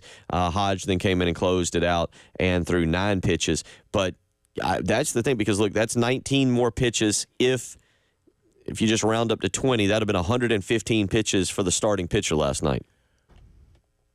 And what is the MLB average these days? It's right. It's basically right at 100. Okay, well, that's what I was thinking. It's right at 100. And when you get close to 100, it doesn't matter what the score is. And to an extent, Preston, what was the game that we talked about? Who was it this year that they ended up throwing a combined no-hitter, but it was like 1-0. Was it Skeens, wasn't it? Mm-hmm. It was Paul Skeens for the Pirates. And did he have a no-hitter going, or what am I thinking back in May? They pulled him out of the game. If I'm looking at it right now, because I might be on to something. We're doing some deep investigative work right here. But I see the smoke. That was Blake Schnell. Yeah, you can see it. But that was Blake Schnell. No, maybe Paul Skeens. They were pulling out Paul Skeens because they were trying to protect him, right, for the season. But you have seen that.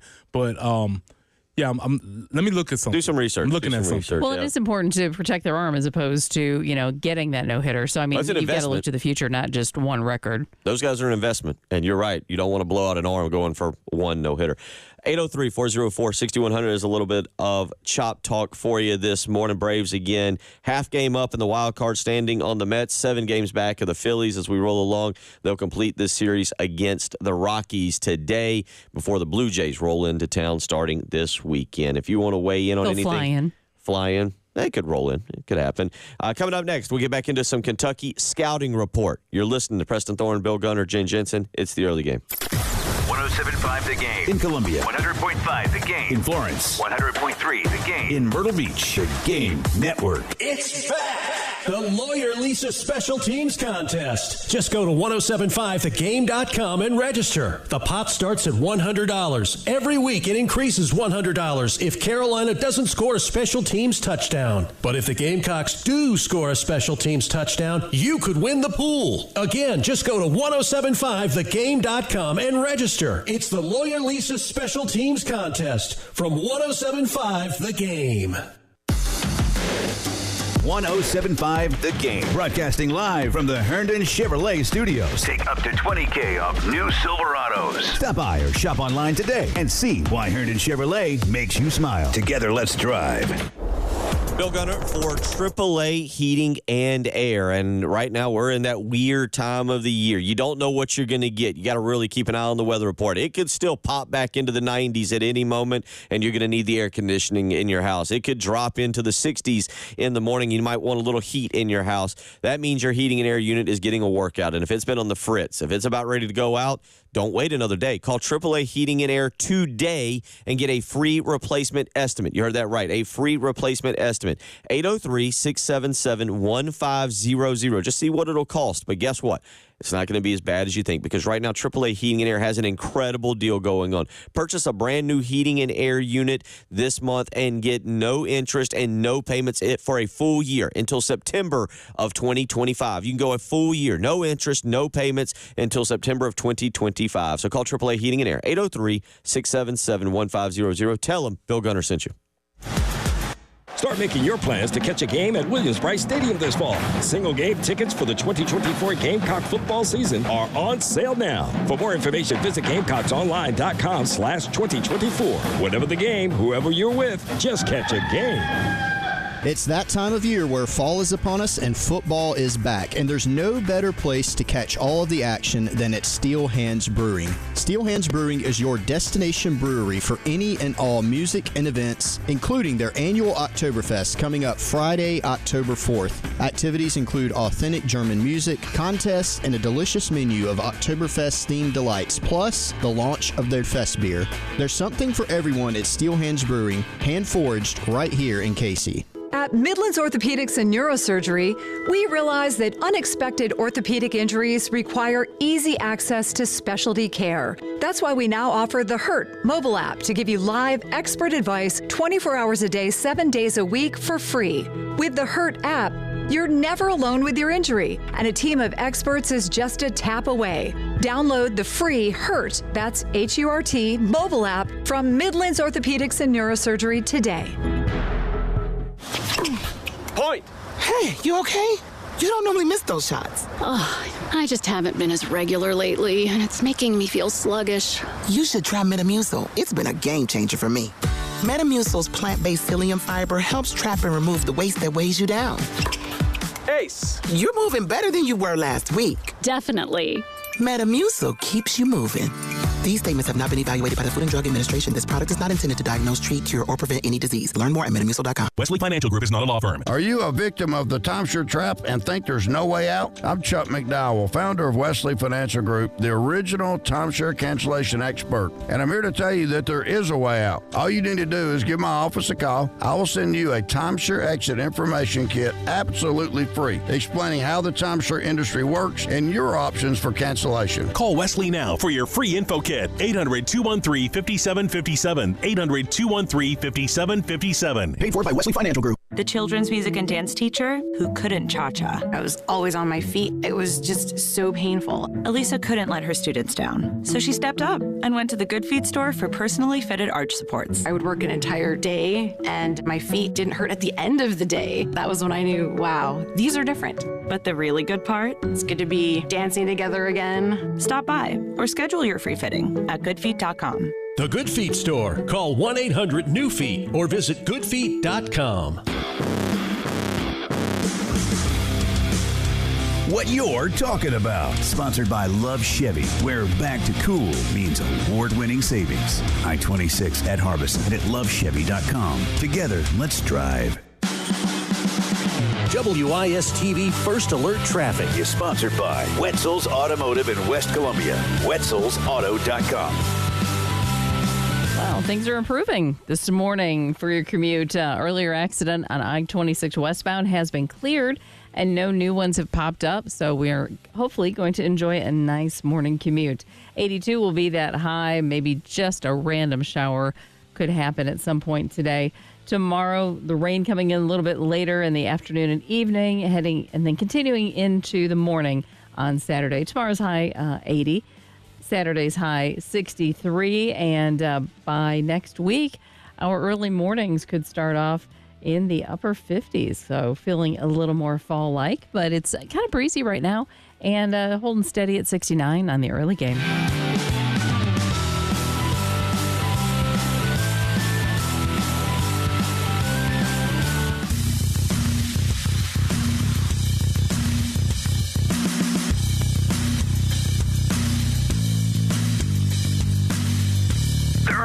With Bill Gunter, Preston Thorne, and Jen Jensen on the Game Network. 107.5 The Game in Columbia. 100.5 The Game in Florence. 100.3 The Game in Myrtle Beach.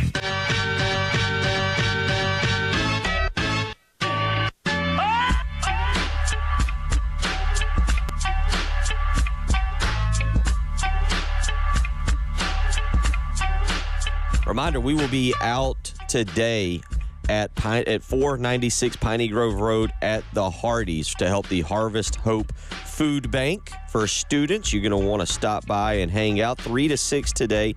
You can come by and hang out with us.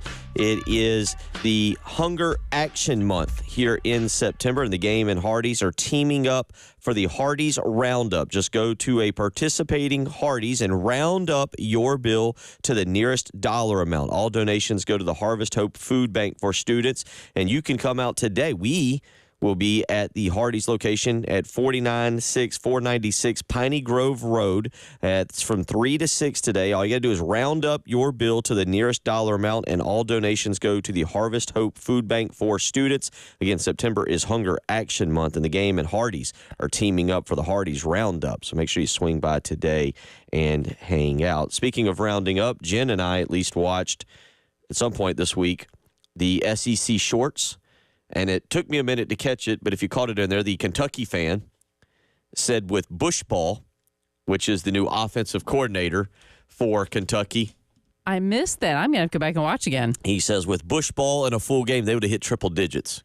Oh, gosh. It's early on in there. Liam Cohen was the offensive coordinator for Kentucky last year. It was his second stint with Kentucky, and he's kind of an NFL guy. I get the impression, Preston, he didn't like dealing with NIL. He didn't like dealing with the transfer portal. He didn't like dealing with anything that has to do with college football. So what he ended up doing was leaving, and that opened the door for Bush Hamdan to come in. No, what he really didn't like was a coach who only gave the offense 20 minutes at practice. Like that too, man. Go run offense for 20 minutes, and then we're back on defense. So Bush Hamdan comes in as the new offensive coordinator / quarterbacks coach. And last week, again, shortened game. I don't know what you take statistically from Kentucky's victory over Southern Mississippi because, again, limited game. I didn't realize. I just know that I flipped on the game, Preston, when I got home from the South Carolina game. We got home a little late and was able to catch Kentucky. I didn't realize it had a 3-hour lightning delay to get going. Yeah, there was a significant delay in that game. So you've got a new coordinator. You got a new set of quarterbacks, by the way. Brock Vandegrift last week 12 of 18, 169 yards, 3 touchdowns, threw an interception. But they also have a guy behind him in Gavin Wimsatt, who was originally at Rutgers, is more of kind of the running quarterback that they can put in and see what he does. Remember, Dane Key was a guy that was heavily recruited by South Carolina. He had 3 catches last week for 60 yards. Barron Brown is a scary guy in the return game, plus receiving 4 catches, 28 yards. This is a little, at least in week 1, a little bit different offense than South Carolina's been accustomed to facing. Yeah, because we're used to them facing them with Chris Rodriguez running the ball 50 times per game. And Ray Davis and go through the JoJo Kim. Yes. Yeah. So we're used to at least 50 attempts by a singular player at Kentucky. So this is going to be a little bit different. I have not watched them, so I'm very interested to hear what Clayton has to say. Here's Clayton White yesterday talking about the scheme with their new offensive coordinator. In regards of Kentucky, it's a little different, but we've seen this scheme before.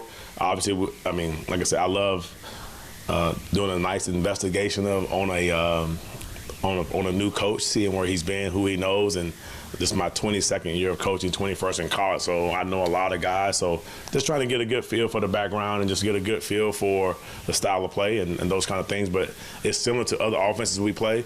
It's very similar to Kentucky last week in regards to just the style and just the way they play and the mindset. But it is frustrating always, especially in the early game in the season. It's really hard. You have to go back and watch teams, games where the coaches were previously at from 2 and 3 years. So that's Clayton White. We'll come back to that in just a second. Let's go back to Monday. This is Mark Stoops on Monday. We had this yesterday. But this is Mark Stoops on his new offensive coordinator, again, Bush Hamdan, and his big play aggressiveness. In our staff meeting yesterday, I pointed that out to him too. I told him I loved it. I loved the way he attacked it and went at it. That's not always going to happen or anything like that. But you have to mix things up. You have to. We went into it. We understood. Their defensive philosophy. A year ago, I think they gave up a lot of explosive. They talked about it in the preseason about keeping things in front. So we went into it with a mindset of hitting some intermediate stuff and, and working those chains, as I mentioned. And then when we had our shots, hit them.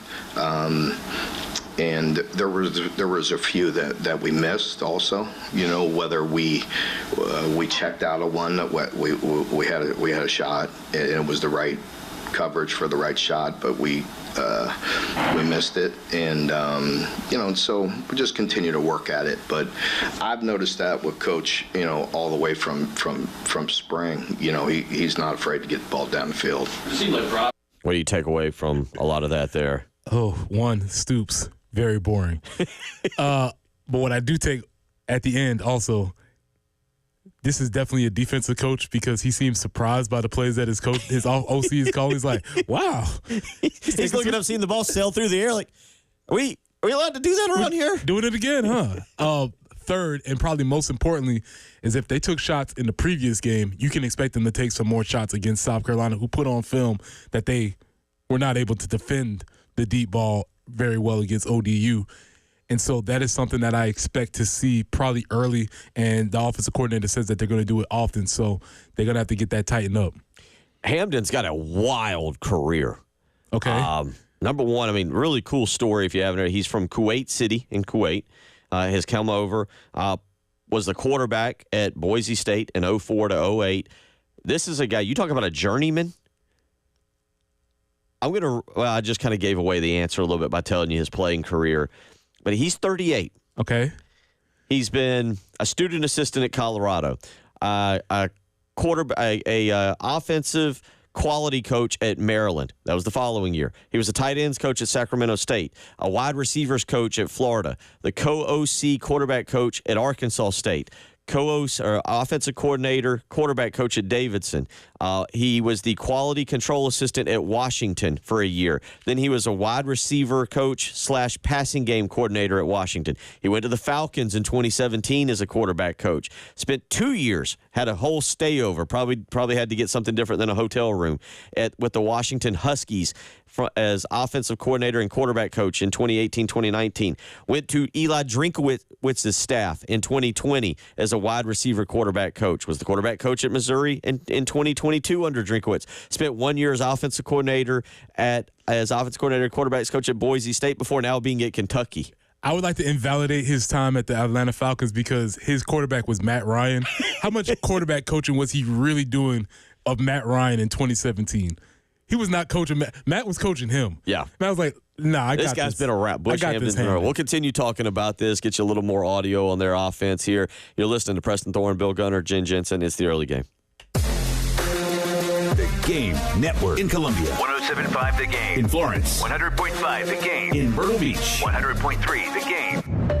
Sips and Sounds, the only craft beer, wine, and spirits tasting event held indoors under the cool AC. No rain, no heat, no worries. Unlimited sampling of over 40 brands of local and national craft beers, wine, seltzers, and spirits. Live performances by Ken and Drew of Sister Hazel, Dazer, and the Donovan Twins. Saturday, September 28th. Get your unlimited tasting wristbands now at sipsandsoundscola.com. Bill Gunner for Zerorez Carpet and Air Duct Cleaning, where we are counting down the days to another big football weekend, and you do not want to be cleaning your house.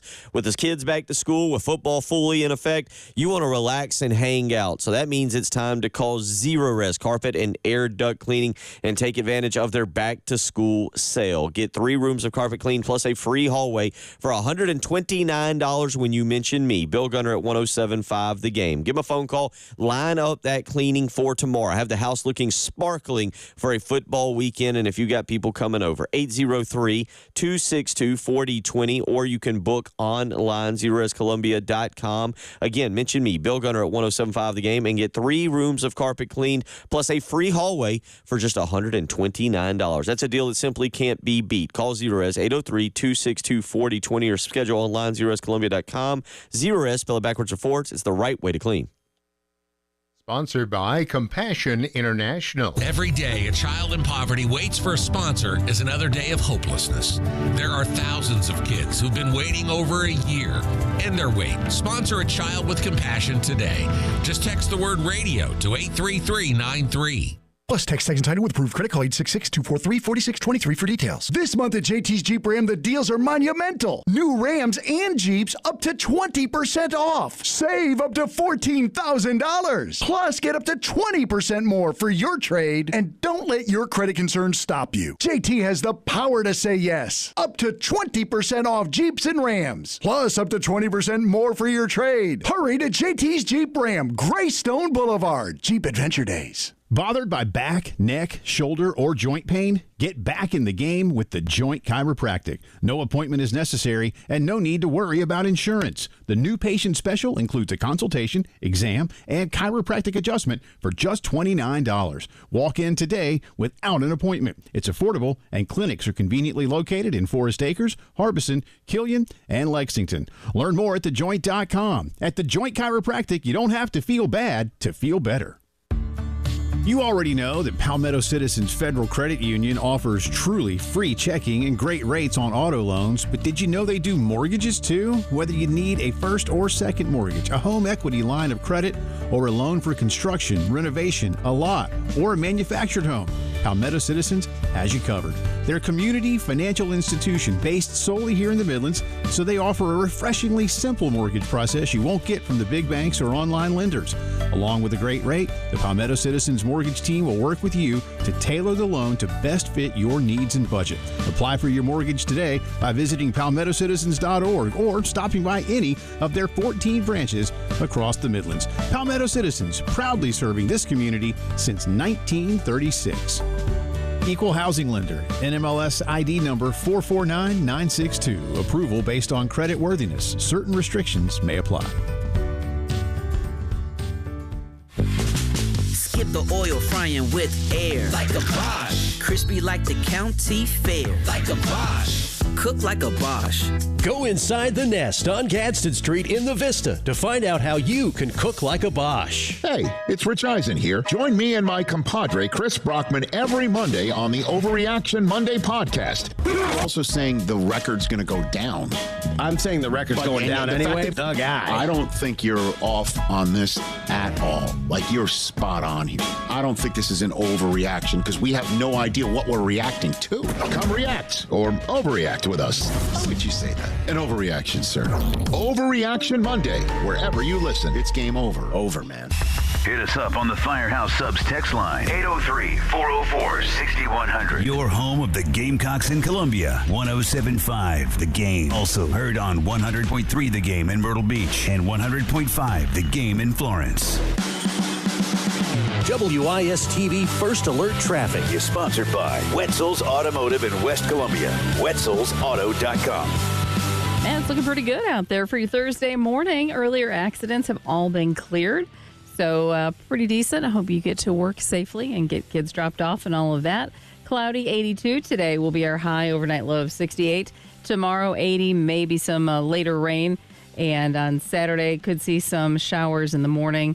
Should be clearing out about lunchtime, high of 83. And then we kind of stay in the low 80s into next week. So pretty nice forecast, a little more September-ish feeling. And right now, it's a little bit breezy and 69 on 107.5 The Game.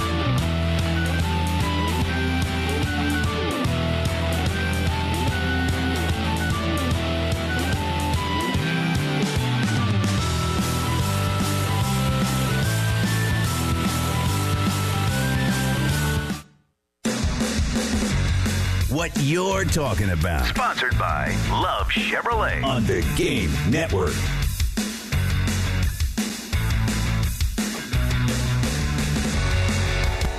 7:35 as we get ready. Josh Harris, Darlington Raceway president, coming up here in about 10 minutes. But as we kind of wrap up some discussion a little bit on the Kentucky offense and defense, let's listen to Clayton White. He talks about the two big miscues, and this is what we discussed a little while ago in terms of breakdowns on defense, and then we'll get Preston's thought on this. Here's Clayton White talking about the two big miscues, the two big mistakes from this past Saturday. Yeah, two plays that, if you keep saying the ifs and all that stuff, ifs and buts, all that stuff, I wish, all those things. But, yeah, it was two mistakes that's inexcusable. And, me as the coordinator, I got to do a better job of making sure those things don't happen by repping them and putting our guys in position, because obviously the game could have went either way. I mean, you guys were there, I hope. The game can be either way, right? So it could have went either way, and those mistakes would have been part of the loss. But now we have to live and learn from them, and obviously the first one was we weren't ready to play, and like I said, I got to find a way to make sure I get that call in, no matter how fast they're going. And then the second one was just a mistake, and obviously we can get him down for 25. You don't like guys running through the middle of your defense for a 36-yard touchdown, but they happened game one. Let's make sure we knock them out game two through whatever.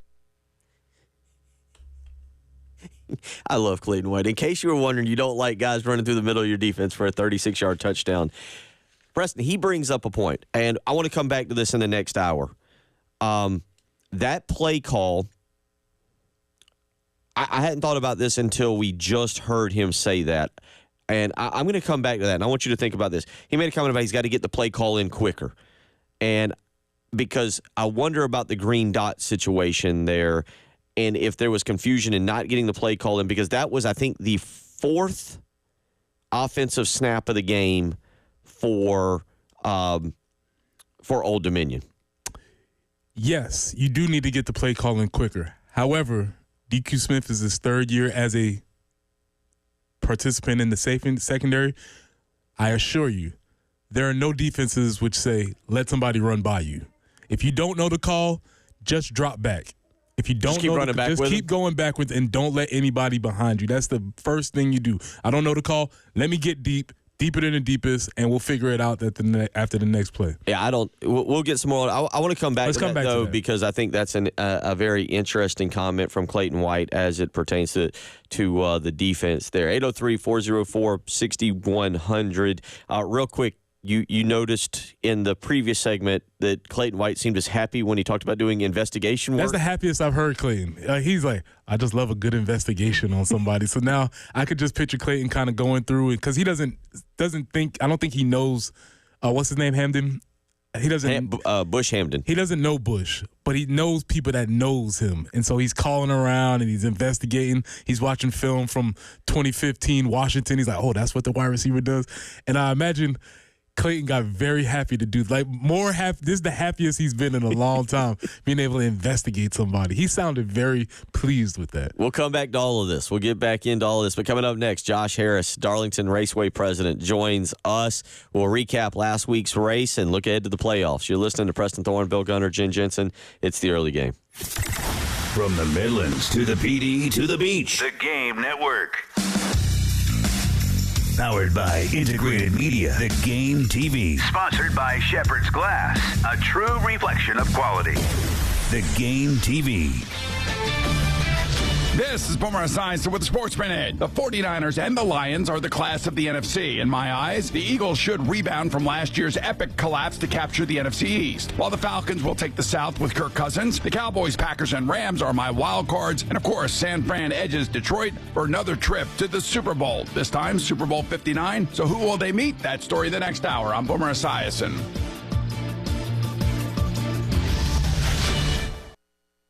It's football time at BetMGM. Use code KOSTOS, KOSTOS, and receive up to $1,500 back in bonus bets if you don't win your first bet. When you register with BetMGM, you'll get instant access to a variety of parlay selection features, live betting options, original bets, and the best daily promotions in the business. Use code KOSTOS, KOSTOS, and get up to $1,500 back in bonus bets if you don't win your first bet. BetMGM and GameSense remind you to play responsibly. See BetMGM.com for terms. 21 years of age or older. New customer offer. This U.S. promotional offer not available in Mississippi, New York, Nevada, Ontario, or Puerto Rico. Gambling problem? Call 1-800-GAMBLER. Available in the U.S. For New York, call 877-8-HOPE-NY or text HOPE-NY 467-369. For Arizona, call 1-800-NEXT-STEP. For Massachusetts, call 1-800-327-5050. For Iowa, call 1-800-BETS-OFF. For Puerto Rico, call 1-800-981-0023. Subject to eligibility requirements. Rewards are non-withdrawable bonus bets that expire in 7 days in partnership with Kansas Crossing Casino and Hotel.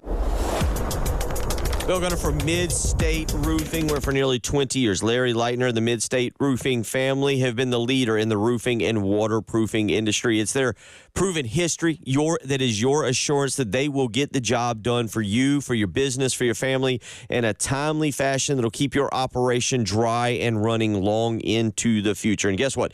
They do this 24 hours a day, 7 days a week. I know it's 7:41 right now, but you could call Mid-State Roofing and you will speak with an on-call technician or a Mid-State Roofing employee. So if you've got a leak, it's time to let Mid-State Roofing take a peek. And they don't just do this here in Columbia. They do it in Florence and Myrtle Beach, anywhere you're listening in this great state. Mid-State Roofing is there to help you, whether it's a high-rise or a hospital, manufacturing or industrial. Mid-State Roofing designs and installs bonded systems with a protective guarantee. So take advantage of them being open 24 hours a day, 7 days a week. Give them a phone call, 803-356-1919. Tell them Bill Gunner sent you. It's back. The 49th running of the Colonial Cup returns Sunday, November 17th to Camden, South Carolina. Considered the greatest steeplechase event in horse racing, presented by Mulligan Law. Special thanks to the City of Camden and Kershaw County. Don't miss the pinnacle of steeplechase at the Springdale Racecourse in Camden, South Carolina. Family fun, shopping, unique entertainment, and incredible tailgating. Reserve tickets now at carolinacup.org. Hey guys, it's Preston Thorne for your broker, my broker, Benji Getzi at Buford Lending. Buford Lending is a true mortgage broker offering the widest variety of government mortgage programs and the best mortgage experience for clients through its state-of-the-art technology and record low interest rates. Their goal is to make your next mortgage experience at closing easier, cheaper, faster, and friendlier. Whatever you do, don't wait. Shop and lock your rate today with Buford Lending. Don't go to Wall Street. The rates are better on Bay Street. Online at Buford.mortgage.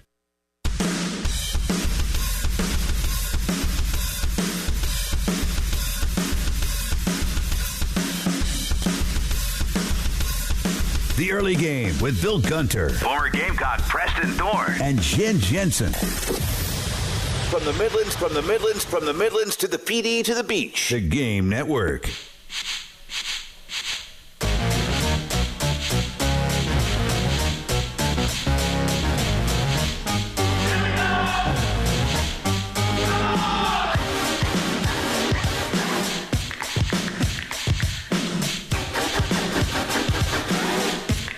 7:43 as we get you up and get you going here on your Thursday morning. Obviously talking a lot about rivalry week, Kentucky and South Carolina, but we take a hard left turn, if you will. We go around turn 3 where we were last week, waiting patiently for the Cookout Southern 500, and boy, was it not! It was not a disappointment. It lived up to everything it was supposed to be. And joining us now to take a victory lap, if you will, Josh Harris, Darlington Raceway president, and congratulations on another phenomenal event, absolutely phenomenal race. I do understand you turned up the heat a little bit prior to the race to make it a little bit, to add a layer of difficulty, but absolutely fantastic. Thanks, Bill. Yeah, it was a hot one all week, all weekend, and thankfully, that didn't cause any major issues. I think it probably made it a little more challenging on the drivers. Sounded like Tyler Reddick had some things he was dealing with within the car. I don't know if it's related to the heat or not, but certainly a great weekend all around. Fans turned out, another sellout crowd for Sunday's Southern 500. And we were able to crown a regular season champion and lock one more new, winner into the playoffs with Chase Briscoe. So all in all, a great weekend, a great week, and now we get to take a little bit of a break. It was kind of an interesting fact that I had read about with Tyler Reddick, of course, being part of 2311, part owner is Michael Jordan, kind of comparing to his flu game, that Game 5 of the 97 NBA Finals. Michael Jordan had 38 points, and the Bulls won by 2 points. Tyler Reddick, sick as a dog in the car, and he ends up having 37 points in the race and won the regular season title by 1 point for Michael Jordan. So I thought that was really fascinating comparison there. And Jordan, of course, was at the event and stuff. So that was exciting to see them pull away with the regular season win. Yeah, absolutely. It was cool to have Michael there. He continues to show up at the racetrack a little more often, and that's great to see as an active, engaged team owner. I think it really kind of scratches that itch, so to speak, from the competition side for him, and he's said that before. Cool for him to be there. I'm sure it was a little bit of mixed emotion with Tyler winning the regular season championship and Bubba fighting for one of those final playoff spots, but ultimately coming up a little bit short, kind of the opposite ends of the spectrum there. But at the end of the day, they've got a lot to be proud of, and I know it's going to set that team up for a strong run through the playoffs here. It's and looking at the playoffs and how some of the teams are represented, I mean, it's a great time for Joe Gibbs Racing. So Denny Hamlin obviously feels good from personally, him being in, and then again his team, the ownership. With Reddick, being in the playoffs as well. So I think it's going to be curious to see how things turn out in these first 3 races, just because of the such diverse tracks that they're going to. I'm kind of wondering, are the guys that weren't as expected, like the Harrison Burtons getting in and Austin Cindric, like, will they survive this first round because of the different types of tracks? Well, I think it honestly, it kind of creates an additional opportunity for them if you look at it. I mean, Atlanta being more of a super speedway style racing, I think it opens the door to a number of guys to jump up there, depending on their race strategy. From a road course perspective, when you think about Austin Cindric, he's been good on road courses, and then the Bristol, short track. So it's going to be an interesting first round for sure. I'm excited to see what unfolds at Atlanta to get it started this Sunday. Real quick, let's go back to your race. And I asked you this last Friday, I think, about being able to enjoy the race. And you mentioned a certain area in the stands that you like to go to. How was your viewing experience, if you will? Not your duties as president, but your viewing experience, just being able to hang out and see everything. It was good. We did a lot of really good things over the weekend. You find a few things that we need to continue to work on, but that's just part of the event business. And really, for me, probably never being 100% satisfied. I think there's always things we can do a little better. But I enjoyed just kind of taking some moments to sit back and really, you look out there at those full grandstands, and it's an accomplishment that our entire team can be proud of, because there's a lot of long hours that went into getting all of our fans there, as well as making the facility look really good. So all in all, it was fun for me to just kind of sit back and enjoy that for a moment and then get right back to work. What is take us behind the scenes. We got to make some picks here in just a second, but take us behind the scenes. What is the next step for you in terms of, do you take a week off, or how quickly do you start planning? Because now, as we talked last Friday, the spring race is moved up almost a month, I guess, about 5 weeks for you. I don't know how that changes your timeline for what y'all do. Yeah, it'll change a little bit. We'll accelerate a little bit of our planning, but certainly everyone's going to get a little time off here to relax, recover, kind of decompress. And we've already started some early plans for 2025, especially around our 75th anniversary, which we unveiled that logo on Sunday. We're going to have a display in the NASCAR Hall of Fame highlighting our 75 years. So we've already started working on that with the NASCAR Hall of Fame team. They actually had a few people down at the track yesterday, walking around, looking at different things that we have that might be cool artifacts to put on display there. So I would say some of the planning has already started. We'll use the fall to really get into that planning, setting our budgets, all of those things, and then jump right back in and be ready for April 5th and 6th. It's going to be a fun season, especially with some of the additions of tracks, going to Mexico and some of the placement, again, like we talked about last week with Darlington, now kicking off the playoffs again, which I still think is a very fun position for Darlington to be in, and I know you guys like that as well. Yeah, absolutely. Let's get to some picks, whereas I was just listening to you and studying. There are collapses, and then there are what I have done since June 23rd. That is 9 races since June 23rd. I have finished last in our pick'em in 4 of those, and in 2 others, I've finished second to last. 6 of the last 9 races. Kind of how mine has been. I have imploded. I have let my ego get to me, and karma has bit me. Therefore, I am barely ahead of Jen for dead last place in this thing. Jen holds that down with 78 points. I'm at 80. Josh has worked himself very nice introduction year. He is middle of the pack, third, 8 points behind Reggie, and Preston Thorne is lurking back there behind Reggie Anderson with 87 points to Reggie's 93. All his goals are still in front of him. All my goals are still in front of me. Jen and I we're throwing up Hail Marys right now. We're under the 2-minute timeout.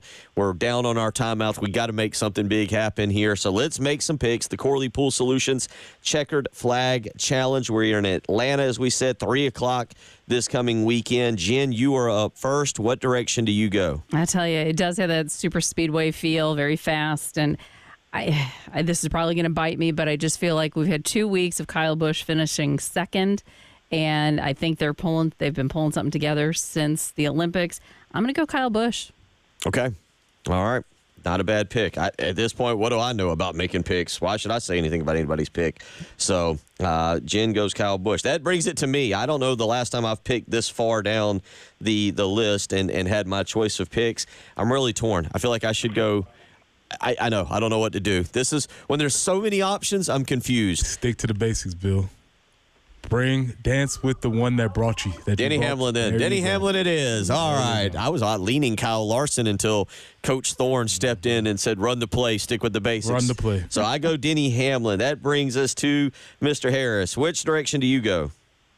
Well, it's hard to argue with Preston's picks right now. He's making a big run. Mm-hmm. So I'm gonna go with Ryan Blaney. I think, recovering from that early exit this past week, Ford's had some speed. I think it's his time to jump in with the playoffs starting and get it started off as the defending champion. So I'm going to go with the 12. Okay. That brings us to Preston, and there was a grimace on his face. You could tell he had tricked me into taking Hamlin so that I did. He knew how to navigate me out of the way.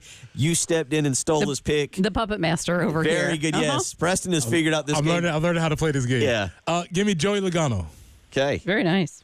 And that brings us to Reggie, the leader. And he's saying William Byron is who he would like. All right, I'm just not sure.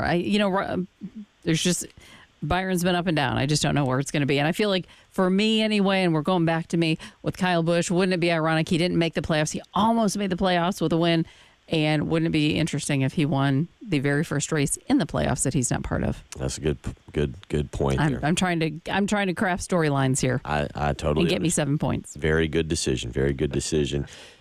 Josh, before we let you out, was there a beverage of choice for you to relax Sunday night or Labor Day Monday to be proud of your accomplishments this year? So far, no. I've honestly just been feeling a little under the weather since the weekend. I think it just kind of warmed me down. So maybe we'll have a chance this weekend to kick back and relax a little bit, and we'll report back next week. Watch a little college football, spend time with the family. You did a phenomenal job, not only on so far in the Corley Pool Solutions Pick'em, but you've done a phenomenal job this year at Darlington. We always appreciate you taking your Thursday morning out to join us.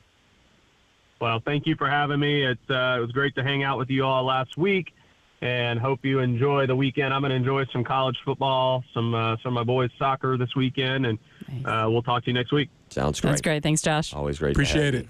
Josh Harris, Darlington Raceway president. We had a blast last week. A lot of fun. It's always cool hanging out with them. I just don't know how they're so cool with all of that stuff that's happening. And he's just so calm and relaxed. Up the yin-yang. I would not have been able. A lot of preparation for big weekends like that. And as we mentioned, next year's spring race moved up to the first weekend in April. I think it's April 5th or 6th. I can't remember which one is the Sunday, but we will get more into that later. We'll get back into rivalry week when we come back. Kentucky and South Carolina. 107.5 The Game. Broadcasting live from the Herndon Chevrolet Studios. Take up to $20,000 off new Silverados. Stop by or shop online today and see why Herndon Chevrolet makes you smile. Together, let's drive. Sponsored by Budget Blinds of Forest Lake. Enjoy the view courtesy of your local window covering expert, Robert Myers from Budget Blinds of Forest Lake. Locally owned and operated, Budget Blinds of Forest Lake can provide your windows with exclusive styles to create the look you want at the budget you need. Visit budgetblinds.com for details. Sponsored by South Carolina Education Lottery. Did you know that since 2002, more than 2.5 million lottery-funded scholarships such as Life, Hope, and Palmetto Fellow scholarships have been awarded to South Carolina students? Playing for fun is a win for education. Visit seeducationlottery.com/education wins for more information. Plus, text tags and title with approved credit. Call 866-243-4623 for details. This month at JT's Jeep Ram, the deals are monumental. New Rams and Jeeps up to 20% off. Save up to $14,000. Plus, get up to 20% more for your trade. And don't let your credit concerns stop you. JT has the power to say yes. Up to 20% off Jeeps and Rams. Plus, up to 20% more for your trade. Hurry to JT's Jeep Ram, Greystone Boulevard. Jeep Adventure Days. Honey, look, the hookers. They've moved off the highway and now they're all over the parking lot. What are all those Schroeder's towing trucks doing in that parking lot, though? Must be towing all those unauthorized cars parked in the lot. Good thing the business owner called Schroeder's Towing to keep their parking lot clear for just their customers. Didn't those cars see the free signage that Schroeder's provides to business owners to deter unauthorized parking? I guess not. Schroeder's Towing, the best and fastest hookers in town. Life matters. I love visiting Washington, D.C. Through the years, I've taken all my kids there and have experienced the joy of being tour guide when they ask, what does that monument mean? When Israel went into the Promised Land, they were diligent to build altars and monuments. Both were made of rock and both were permanent. They built them so future generations would see the rock piles, ask what they were there for, and as a result, Israel's heritage and history would be remembered, and God's goodness to Israel's pioneers would be taught to each new generation. Every now and then I wonder if I've done a good enough job of leaving monuments for my kids. Have I built enough? Do they really understand what they mean? Maybe tonight around the dinner table might be a good time to start explaining the monuments of your life to your little ones. This is Pastor Stephen Chitty from Christian Life on Bush River Road. Remember, friends, life matters, and so do you. Kickstart your day at 9 a.m. with your Carolina Pick-Me-Up. Sponsored by South Carolina's largest injury law firm, George Sink Injury Lawyers. If you're injured, call all nines today. Get George Sink Law Firm on the line. Call 999-999. WIS-TV First Alert Traffic is sponsored by Wetzel's Automotive in West Columbia. Wetzel'sAuto.com. Well, a couple more things have popped up on the highways that we want to let you know about.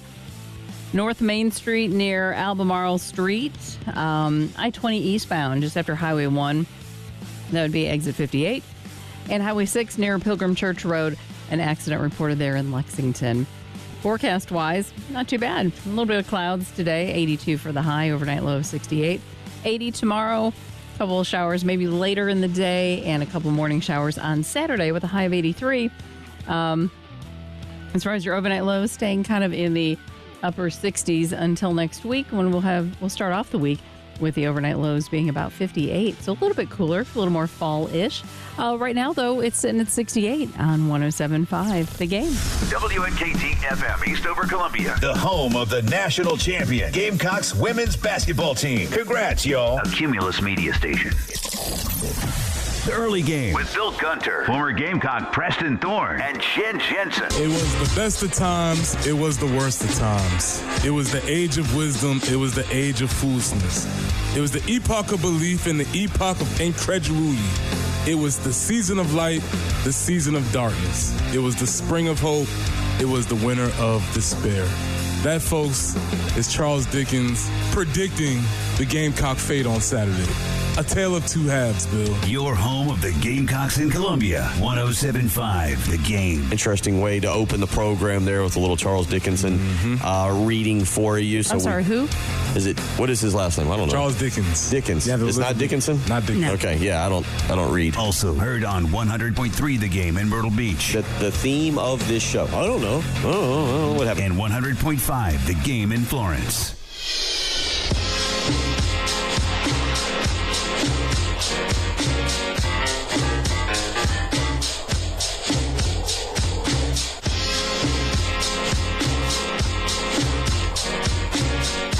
Up and at 'em. Oh, good grief. It's 8:01. You better be up and at 'em by now. Hopefully the kids are safely to school. By the way, just thoughts and prayers with everybody over there in Widener, Georgia yesterday. Preston, you've been a teacher in a high school. I watched it probably more intently than I should yesterday with the school shooting over there, and just awful, just absolutely awful. Can't imagine what families were going through, parents, as you learn about it. So definitely thoughts and prayers with everybody over there in Widener, Georgia, and anybody involved in that incident. It's an unfortunate reality that we are faced with as a nation, that schools do have procedures, and they unfortunately have to work on those things, and it is something that we're dealing with. So, again, from all of us here, thoughts and prayers to everybody affected over there in Widener, Georgia yesterday, and hopefully everybody can kind of come together for some healing in that community. I know it's a very difficult time, but we will roll along here and get you ready. South Carolina and Kentucky, rivalry week, as we have, I don't know if we're at the forefront of this. I don't know if we're swimming in the middle of the pack on this, or if we're dragging people along and they're not willing to go on this. I think people might be a little bit resistant to what we're trying to sell here, but what I'm here to tell you is that the people that you think are your rivals, they're not here. Georgia's not here. Tennessee's not here. Let's be clear. They're not here. They're not on the schedule. Even if they were here, I don't think they would be like circling South Carolina like, all right, that's a big week right there. This is the actual rival where they look at us the same way we look at them. And both of us look at each other and say, why are they beating us? And neither one of us can figure it out. So to me, this is the makings of a nice, solid rivalry. And I mentioned it. I'll say this. Lexington, Kentucky is a fun town. It is that stadium is actually, it's a smaller venue compared to 100,000 at Neyland Stadium, compared to 77,000 at Williams-Brice Stadium, compared to the Swamp and even to Athens. Clean, at the many times I've been there, clean stadium, very nice area around it. it's a good trip if you're going up to the Bourbon Trail. I know that the Keenan Lind is not open. It's a neat little trip to take up there and make a weekend out of it. And this coming weekend will be no different in what is really a huge game for both teams. Obviously, still Kentucky favored by about 10, depending on where you look. 9.5 some places, going up to 10.5 certain places. But Preston, it is a game that if South Carolina wins, they're going to blare Soldier Boy in the locker room, aren't they? I think you still have to do this. We have to keep the tradition going. You have to do something like this because this is a thing. And Shane Beamer has the ability to get on the opposing fan base's nerves. He does. And I think this is a big part of why this is a rivalry. You have two distinct styles of coaches, the way they relate to each other, the way they relate to their teams, the way they carry themselves. Everything's laid out for this to be good guy versus bad guy. If we're talking wrestling, you have the baby face versus the heel. All these things that set up for a rivalry. It does feel like around Christmas time, Mark Stoops takes candy canes from little kids while Shane Beamer hands them out. There is an element of that feeling that if Mark Stoops saw your kid walking down the street with a candy cane, he would go over and snatch it out of his hand and walk away, just muttering to himself about how your child was having. That's how you have to view Mark Stoops from our perspective. Mean, grumpy. Yes. Shirt untucked. Yes. Just looking unhappy all the time. And to be honest, this is the way his teams kind of play. Yes. They play very mean, grumpy football. They will love to drag you into the mud of a 12-9, fisticuffs, just wallowing in the mud, 15-12, something along those lines. That's where they probably would love to play this game. That's where he would love. That's where he's happiest, in those types of games. Mark Stoops' anger and bitterness even ran the great John Calipari out of town. He did. He survived. Mark Stoops even knew how to get his fan base to turn on John Calipari. That is a guy right there who knows what he's doing and how's to be the ultimate Grinch. But again, in all seriousness, we talked about this. You look at these games, and you just said it.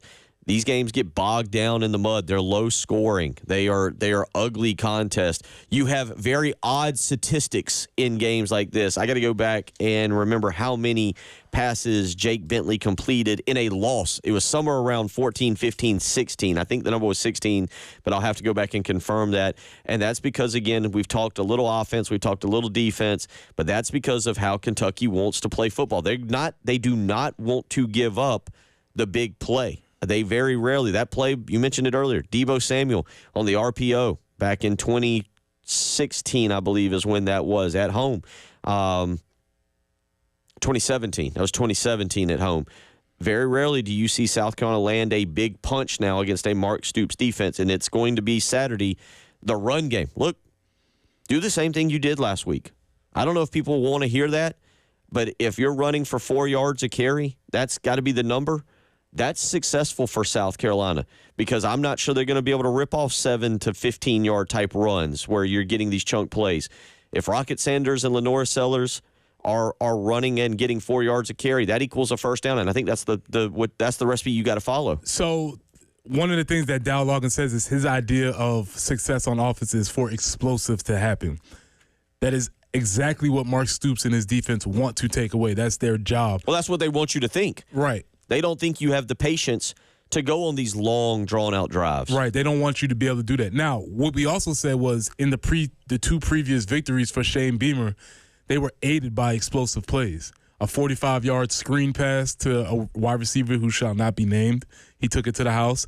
A 45-yard run by a running back who shall not be named, took it to the house. 25-yard reverse, which was a terrible play call, but we had an NFL player in Jalen Brooks take it to the house. Then last year, like I said, Spencer Rattler, Xavier Legette making big plays over and over again when they needed them. So it's going to come down to, do we have the playmakers to go out there and make a play when a play needs to be happening? 803-404-6100. We'll have Brian Edwards coming up now with us at about 8:30 this morning. We'll get to his picks. Let me give you a stat here on what you just said, because I thought this, but I had not looked at it until we just brought this up. Since Steve Spurrier left, offensive genius Steve Spurrier. Steve Spurrier scored 28, since 2000. In 2009, they scored 28. 2010, they scored 28. 54 after that. 38, 35, 38. There's been 9 games played, Preston Thorne, since Steve Spurrier retired. How many of those games has South Carolina scored 20 or more points? If you just give me the over, I'll take under 3. It is 3. 6 of those 9 games. Now, South Carolina has gotten to double digits every year, but South Carolina has 6 of those 9 games since Steve Spurrier left against Mark Stoops where the Gamecocks have not scored more than 20 points. They scored 10. They scored 10, 13, 10, 18, 10, and even last year's win, 17. Right. Even in the wins, they haven't scored a lot of points. And like I said, in last year's win against Kentucky, it was Spencer Rattler stepping up in the pocket, making a beautiful throw to Xavier Legette in the corner of the end zone. It was another Spencer Rattler dart over the middle to Xavier Legette, jumped up, made a beautiful catch over the middle. That was spurred by a Xavier Legette screen pass, which he kind of ducked and dodged for about 35 yards. So there was offense was at a premium last year. And the reason why they were able to get plays is because they had 2 dudes who are currently in the NFL make plays. The question is, do we see those types of playmakers on the roster this year if we're assuming it's going to be a game where 1 or 2 plays could change the complexion of the whole thing?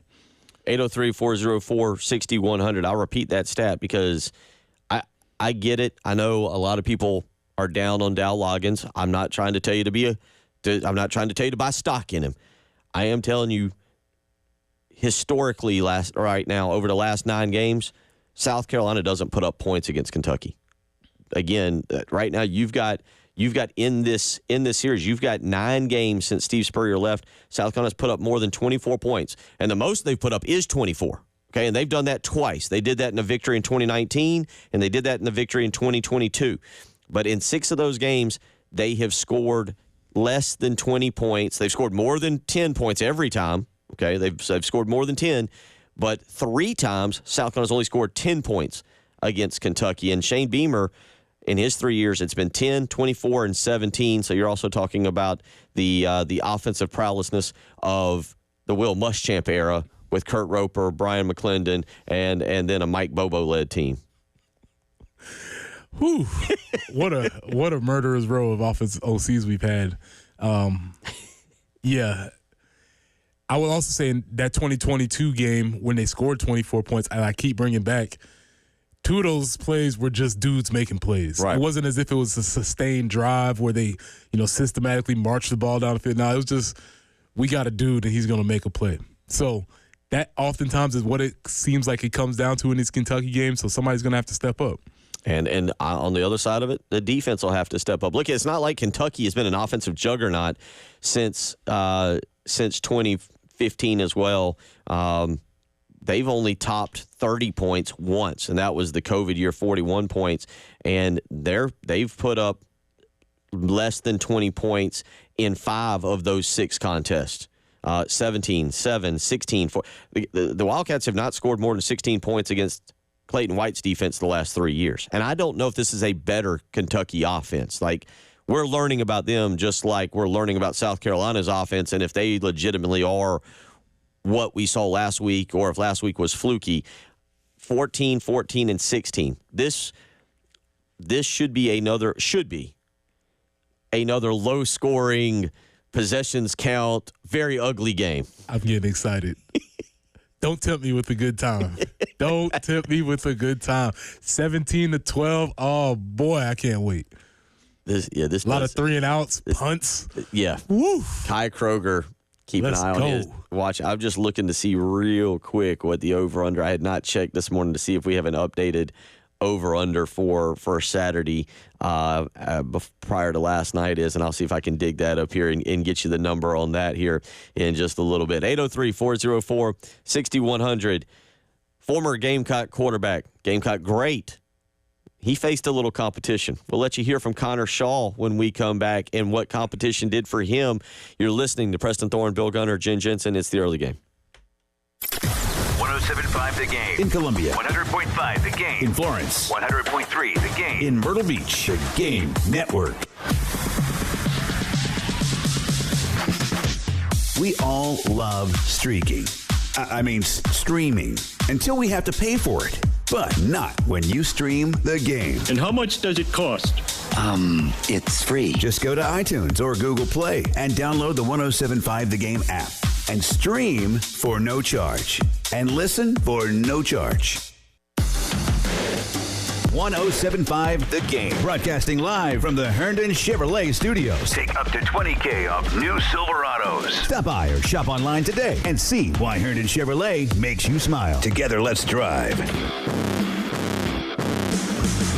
What you're talking about. Sponsored by Love Chevy, where the winning is only beginning. South Carolina's #1 volume Chevy dealer. I-26 at Harbison and at lovechevy.com. Together, let's drive. Don't let the season fool you. It's pool time in the Midlands. Hi, I'm Paul Romanstein, proud owner of Midlands Landscape and Loans. We have the experts in custom pool design and installation. The summer months might be flying away, but in the Midlands, the heat is here to stay. Dive into comfort and beat the heat all year round. Call Midlands Landscape today and make your dream pool a reality. MidlandsLandscape.com. At the Samuels Reynolds Law Firm, we know how serious injuries change people's lives. I'm Jason Reynolds. When you're involved in a major car or truck accident, my team is on your side. You don't have to be alone. Let's do this together. And I'm Steven Samuels. When you're hurt at work, my team is with you from start to finish. We're people with a passion for helping injured workers. Bring your case to us and stop the worry. We've got this. Samuels Reynolds. True injuries, true lawyers. 803-779-4000. Powered by Integrated Media, The Game TV. Sponsored by Shepherd's Glass, a true reflection of quality. The Game TV. Sponsored by Shepherd's Glass. The game of football is about pain. Ever since I was 5 years old, it's been all about football. It's been about running, jumping, blocking, tackling. I stopped playing at 31. You're listening to Michael Robinson, retired pro fullback. I thought that foot pain was going to be with me for the rest of my life. I'm so glad I met Good Feet. I'm so glad those arch supports are in my shoes. The Good Feet Store. Call 1-800-NEW-FEET or visit goodfeet.com. There's no better place to be on a fall Saturday than at Williams-Brice Stadium. Single game tickets for the 2024 Gamecock football season are on sale now. Discounted single game tickets are also available for first responders, teachers, military, and more. To see what's planned for the 2024 season and to purchase tickets, visit GamecocksOnline.com/2024. Whatever the game, whoever you're with, just catch a game. South Carolina residents turning 65 or approaching retirement, this is it. The time to choose your Medicare coverage is here. But don't panic and settle for a plan that doesn't fit, because the Blue Cross Blue Shield of South Carolina Medicare team is standing by with plans that let you choose from our large network of doctors and hospitals and fast local service. Call 833-747-0533.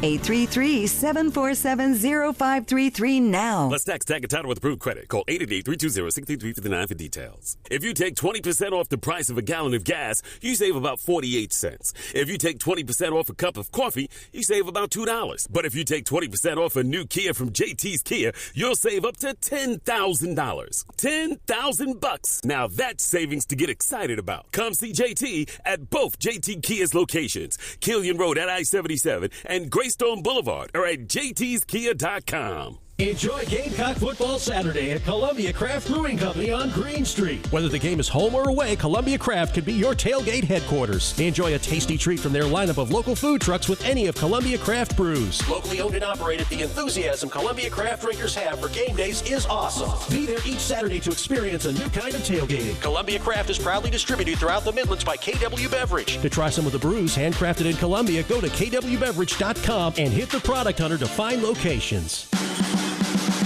WIS-TV First Alert Traffic is sponsored by Wetzel's Automotive in West Columbia. Wetzel'sAuto.com. Hardscrabble at Summit Parkway, an accident there. Also Highway 6 near Pilgrim Church Road. I-20 eastbound just after Highway 1. Also, you'll find a tie-up I-26 eastbound at Lake Murray Boulevard. I-77 northbound at Percival and North Main Street near Albemarle Street. There's an accident there. One more to let you know about. Broad River Road between Sunset Drive and Greystone Boulevard, kind of near Gibson Street. There is an accident that has also been reported. So just anticipate a few slowdowns out there this morning. 82 is going to be our high today. Could see just a stray shower, certainly not a washout. 80 tomorrow with some rain late and a little bit of morning rain on Saturday, a high of 83. 68 right now.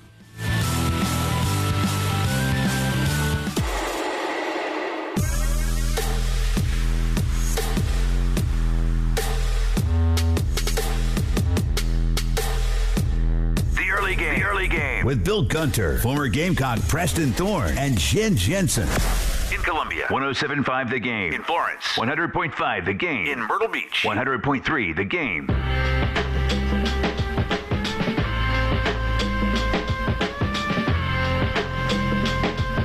8:19 as we roll along here on your Thursday morning. Some NFL football getting going tonight. Ravens and Chiefs should be a good one there in Kansas City. And then reminder today also, want you to come out and join us at Hardee's on 496 Piney Grove Road from 3 to 6. It is part of the September Hunger Action Month. The Game and Hardee's teaming up for the Hardee's Roundup. Just go to your participating Hardee's and round up your bill to the nearest dollar amount. All donations go to the Harvest Hope Food Bank for students. So come on out, hang out 3 to 6 today. 496 Piney Grove Road, again from 3 to 6. You can go out there and round up your bill to the nearest dollar amount, and all donations go to the Harvest Hope Food Bank for students. 803-404-6100. Preston, competition. I've talked about this for a while, different positions, and trying to create competition, having competition to push one another. I never think it was better. A better example was when South Carolina rolled through Steven Garcia, Connor Shaw, and Dylan Thompson. You had guys really pushing each other. This day and age, it's hard to keep quarterbacks around and create competition. That's really just not what it is. You can look across the board and see guys that look and say, I want to play, I'm going to transfer out. Connor Shaw, Steven Garcia, even Dylan Thompson, they didn't really have the availability to transfer, the free transfer market as we see it today. This is on Gamecocks Plus, which if you're not already subscribed, you need to go and check it out, GamecocksPlus.com. This is part of the Tailgate Talk podcast that has Steven Garcia and Patrick DeMarco. We'll probably have Patrick DeMarco on here next week or the week after. But here's a little bit of Connor Shaw talking about competition. Yeah, you and I competed against each other, and we pushed each other. We made each other better for sure. We talk about that all the time. Like, competition brings out the best in everybody, so no one should ever shy away from that. But I also think, like, I got pulled for Dylan often. There were series where I got pulled, where I felt like I was playing really, really well, and Dylan was put in. I think we handled that because of the relationship we had in our quarterback room. I think the attitude and the character of a roster in the locker room is a reflection of the attitude and the relationship in the quarterback room. Maybe that's quarterback bias, but I really do think that's a culture within itself that manifests everywhere else. And, like, I credit you before me, and I credit Dylan after me, because I wasn't the glue guy. Like, I was a competitor, but y'all kind of pieced it together because you were relational. Like, you witnessed. Yeah, you know, Dylan. I mean, Gary usually does that.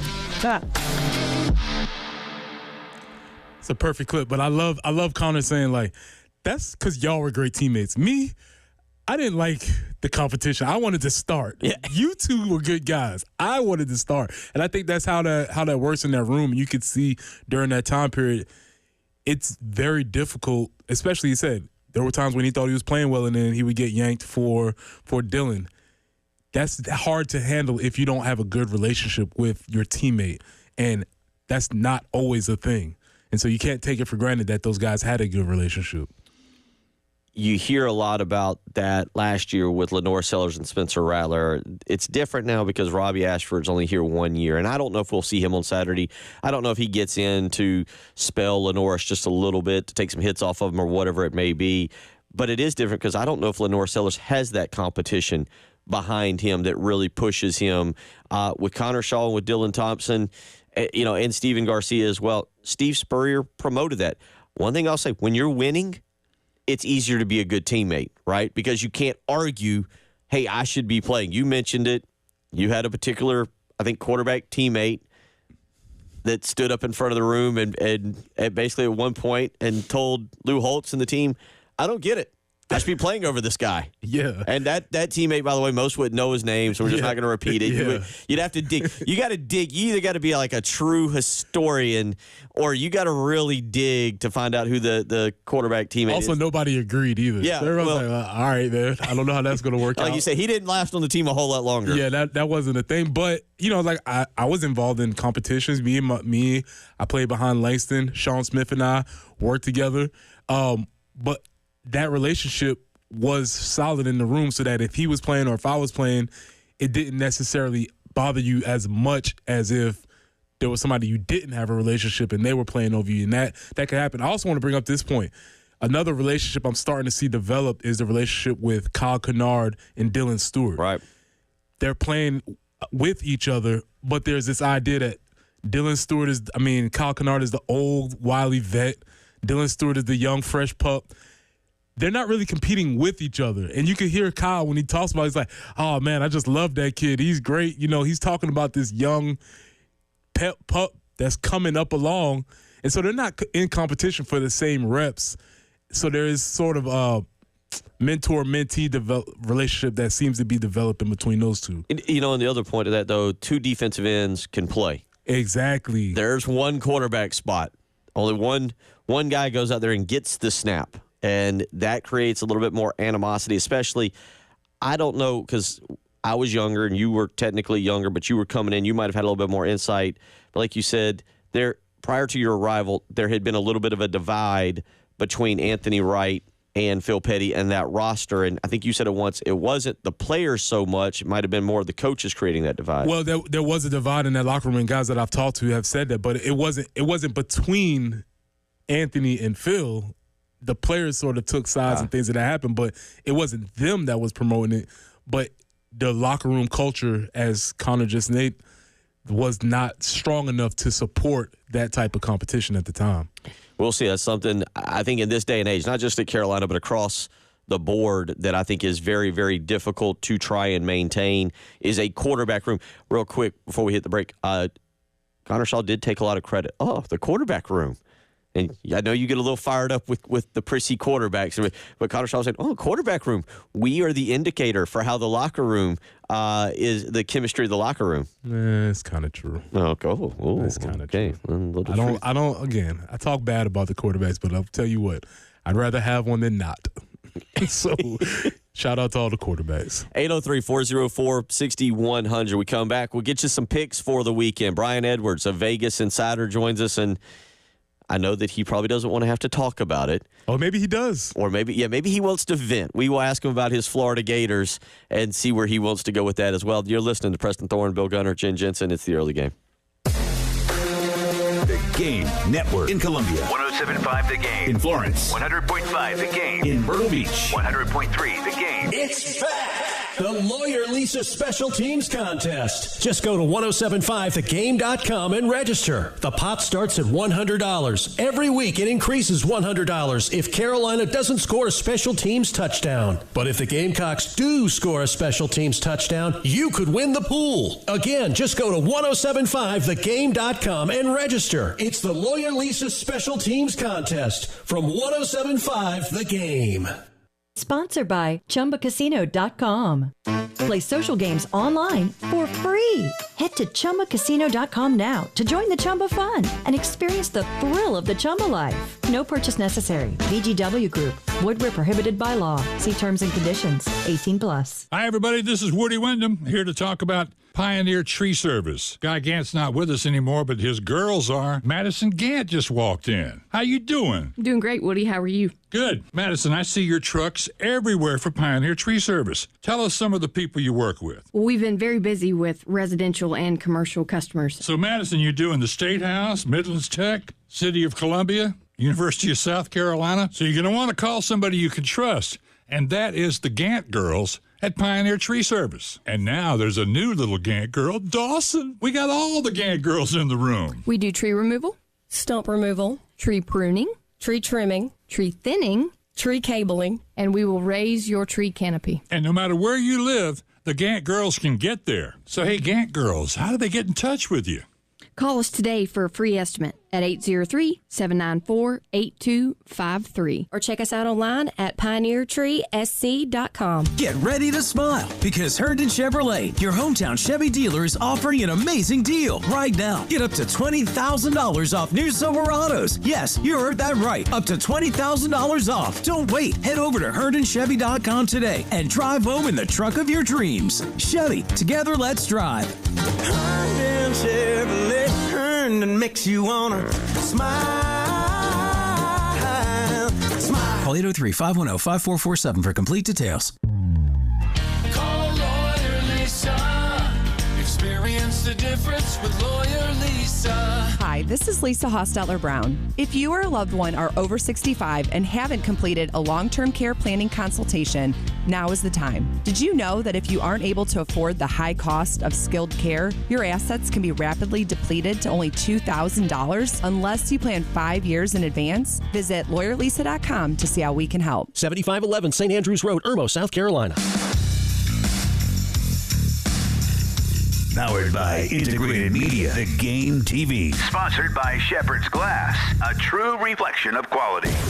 The Game TV. Sponsored by Shepherd's Glass. The children's music and dance teacher who couldn't cha-cha. I was always on my feet. It was just so painful. Elisa couldn't let her students down, so she stepped up and went to the Good Feet store for personally fitted arch supports. I would work an entire day, and my feet didn't hurt at the end of the day. That was when I knew, wow, these are different. But the really good part? It's good to be dancing together again. Stop by or schedule your free fitting at goodfeet.com. The Good Feet store. Call 1-800-NEW-FEET or visit goodfeet.com. Plus tax, tag, and title with approved credit. Call 888-320-6359 for details. If you take 20% off the price of a gallon of gas, you save about 48 cents. If you take 20% off a cup of coffee, you save about $2. But if you take 20% off a new Kia from JT's Kia, you'll save up to $10,000. $10,000. Now that's savings to get excited about. Come see JT at both JT Kia's locations. Killian Road at I-70 and Greystone Boulevard or at jtskia.com. It's fall for all this season at Carowinds. Get 3 events for 1 ticket, including the all-new Tricks and Treats and Oktoberfest during the day. Plus, for the first time ever, Scarowinds is included with park admission and does not require a separate ticket. Enjoy family fall play by day and spine-tingling fright by night. Select dates September 13th through October 27th. Buy tickets now at Carowinds.com. Got something to say? Ring us up on the Love Chevy phone line at 803-404-6100. 107.5 The Game in Columbia. 100.5 The Game in Florence. 100.3 The Game in Myrtle Beach. The Game Network. WIS-TV First Alert Traffic is sponsored by Wetzel's Automotive in West Columbia. Wetzel'sAuto.com.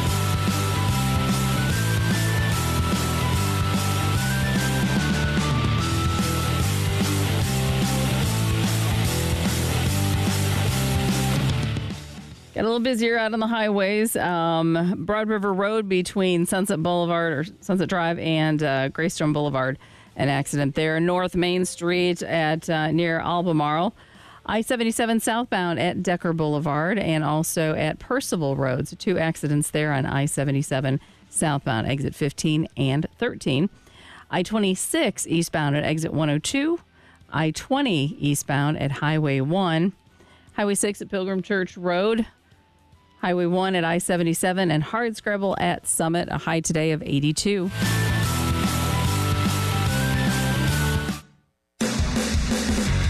What you're talking about. Sponsored by Love Chevrolet on the Game Network.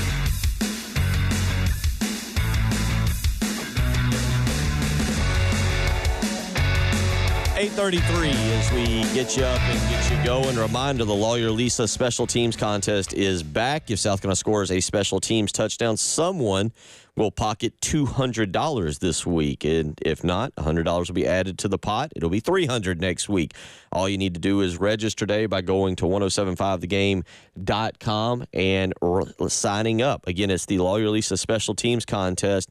If South Carolina scores a special teams touchdown, they almost did last week. They technically scored. It just got called back. If they score a special teams touchdown, $100 goes into the pot. Or excuse me, you win $200.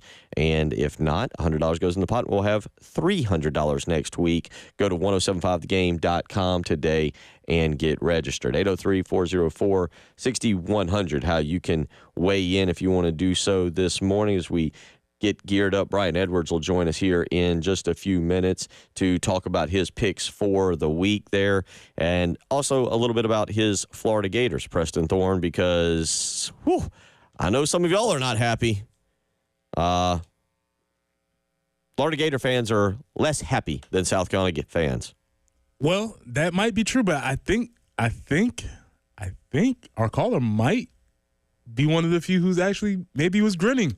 Brian, before we get to your picks, I know you got a couple you want to weigh into. Before we get to those, I feel like his process might have got expedited a little bit. I felt like it was a no-lose situation. Either Florida won and you'd be happy last week, or they do what they did and you would be very unhappy. You would be happier that they probably aren't going to be around. Yeah, it's getting ugly down there fast, and it's about time because Napier and Strickland, and for your audience, Scott Strickland is the incompetent athletic director at the University of Florida that I've wanted fired for years. He now owns the worst hire in SEC basketball history, which was Rick Ray during his Mississippi State tenure. And in my opinion, and it's debatable, I'm going to say he owns the worst SEC football hire in Sunbelt Billy Bob Napier as well. And he somehow still has a job. And for those not familiar, the president of the University of Florida stepped down, a month or two ago. And so we've got an interim president. So, it's kind of weird to fire your AD and then you got an interim AD, an interim president, and then fire Napier and you got an interim head. I mean, it's just a total starts with an S and then it's a show. Yeah, let's keep us on air here. Thank you. I appreciate that. Yeah. Yeah. That's what it is down there right now. It's pathetic. And finally, it seems like heads are going to roll, but it's just a mess. I mean, Lane Kiffin's not coming to Gainesville unless we get an athletic director in place. And how are we going to get an athletic director when we haven't even fired an athletic director and we don't even have a permanent president to do any of that? I mean, it's a mess, man. It's bad. We may call you next week previous to this segment just to have you talk about. They get Samford before that big game against Texas A&M, but I feel like you could handle a whole segment by yourself with a Florida rant, but we won't make you do that this week. Let's get to some. Not without cussing. Yeah. It's a high blood pressure for your time at 7:36 a.m. our time here at 8:36. But let's make a couple picks here. Give us what you like. Let's just start with tonight. Some NFL stuff. Chiefs and Ravens tonight. Lamar Jackson, Patrick Mahomes should be a really fun game. Spread is set at about 3. Your thoughts? Well, Lamar Jackson is 12-0-1 against the spread as an underdog during the regular season of his career. So that's not something I like to go against. But I had the Ravens, and there's a similar number for Patrick Mahomes or just his whole career, or maybe just the playoffs, I forget. But that was in play last year in the AFC Championship game, and I went against it because I really liked the Ravens in that game. And I think the Ravens would have been fine in that game if not for the just awful game plan from the former Georgia OC, who's now the Ravens OC, whose name is eluding me because it is early in the morning right now. But, I lost on the Ravens in the AFC Championship game, but I'm going to go against the good underdog number again. I can't turn down the Chiefs at -2.5 or 3 at home. I know they lost the opener last year on Thursday against Detroit, but Kelsey was not healthy for that game, so that's kind of different in my mind. And, no need to really explain a whole lot. I just Chiefs -2.5 or 3 at home. I'm not going to turn that down. I've gone against them with Burrow, at numbers like that, successfully in the regular season and postseason. But I'm not going to turn down the Chiefs at that cheap of a price at home. Let's stay real quick in the NFL here, just so we kind of stay with it. One of the things you're watching is Kyle Pitts with the Falcons as they get ready to take on the Steelers. Yeah, I mean, I was ready to, now that Arthur Smith is belatedly gone. God, I had some incompetent head coaches on my teams lately here. Now that, Arthur Smith is gone, I was ready to fire down on all the Kyle Pitts props this week. And then, as I even tweeted about it yesterday, mid-late morning, Raheem Morris comes out and said Pitts is dealing with a hamstring, was going to be limited at practice yesterday. So I'm a strong lean to the Falcons -3, but I want to see if Pitts practices today and or tomorrow. And obviously I'm in a holding pattern or cancel on his props. But if I think he's going to be able to play, I'll probably take the Falcons -3. But as a warning, every time I take my Falcons, I usually lose. So your listeners might want to skip over that one or fade me. Stay away from the Falcons is what we got. He likes them. Stay away from them. Real quick. Yeah, it's my team. When I bet on them, things go sideways normally. Two others here. Dolphins and Jags. Should be a really good one with Tua and Trevor Lawrence. And then I think one of our favorite coaches, Dan Campbell, and the Lions. Yeah. Yeah, so I like Detroit and Miami this week. Now, obviously, I would prefer them at 3 rather than 3.5. But if your book's going to make you pay more than a -130 price, don't buy it to 3. Maybe even moneyline parlay Detroit and Miami if you don't, want to buy the hook or just not comfortable with 3.5. I mean, I would probably still play them at 3.5. But if you want just the win, maybe moneyline parlay Dolphins and Detroit. And remember, they're scattered times. Detroit is the night game. You know what I'm saying? So, if it's a 2-game parlay, I mean, I'm not saying if you did a lot of money on it, maybe you could hedge back with the Rams +3.5 or something like that. But I'm Detroit and Miami. But if you don't want to lay 3 and a hook, maybe money line parlay them. Let's go to the college game. Let's start with, I think you said, if I'm reading this right, is your favorite play of the week, and that is a 7:30 night game. It's up in Charlotte, the Dukes Mayo kickoff game, Tennessee and North Carolina State. Yeah, I love the Vols here. I got them at 7 on Sunday. It's 8 or 8.5 now. I still think you're okay at really all the way up to 10. Look, I have no idea on Tennessee's defense. We're not going to know from the Chattanooga game, but we've seen Nico start 2 games against a good Iowa defense in the bowl game. They win 35-0. Now, I will say Chattanooga is, for what it's worth, if anything, they are number 10 in the nation in FCS, but Tennessee blasted them 69-3, but I'm not going to, judge Tennessee's defense off of a performance against an FCS team. I don't know about Tennessee's defense this year, but I know this offense looks like a juggernaut, and Nico looks like a decent Heisman pick. Nico, wow. If you didn't watch the game, I hope you watched SEC in 60. This kid's got a cannon. He can move. Man, the Vols are set at quarterback as long as this guy's healthy. And look, NC State didn't play a week 1 possession game with Western Carolina in the fourth quarter. But, I mean, I do think NC State's pretty good, but I think the Vols win by at least 14.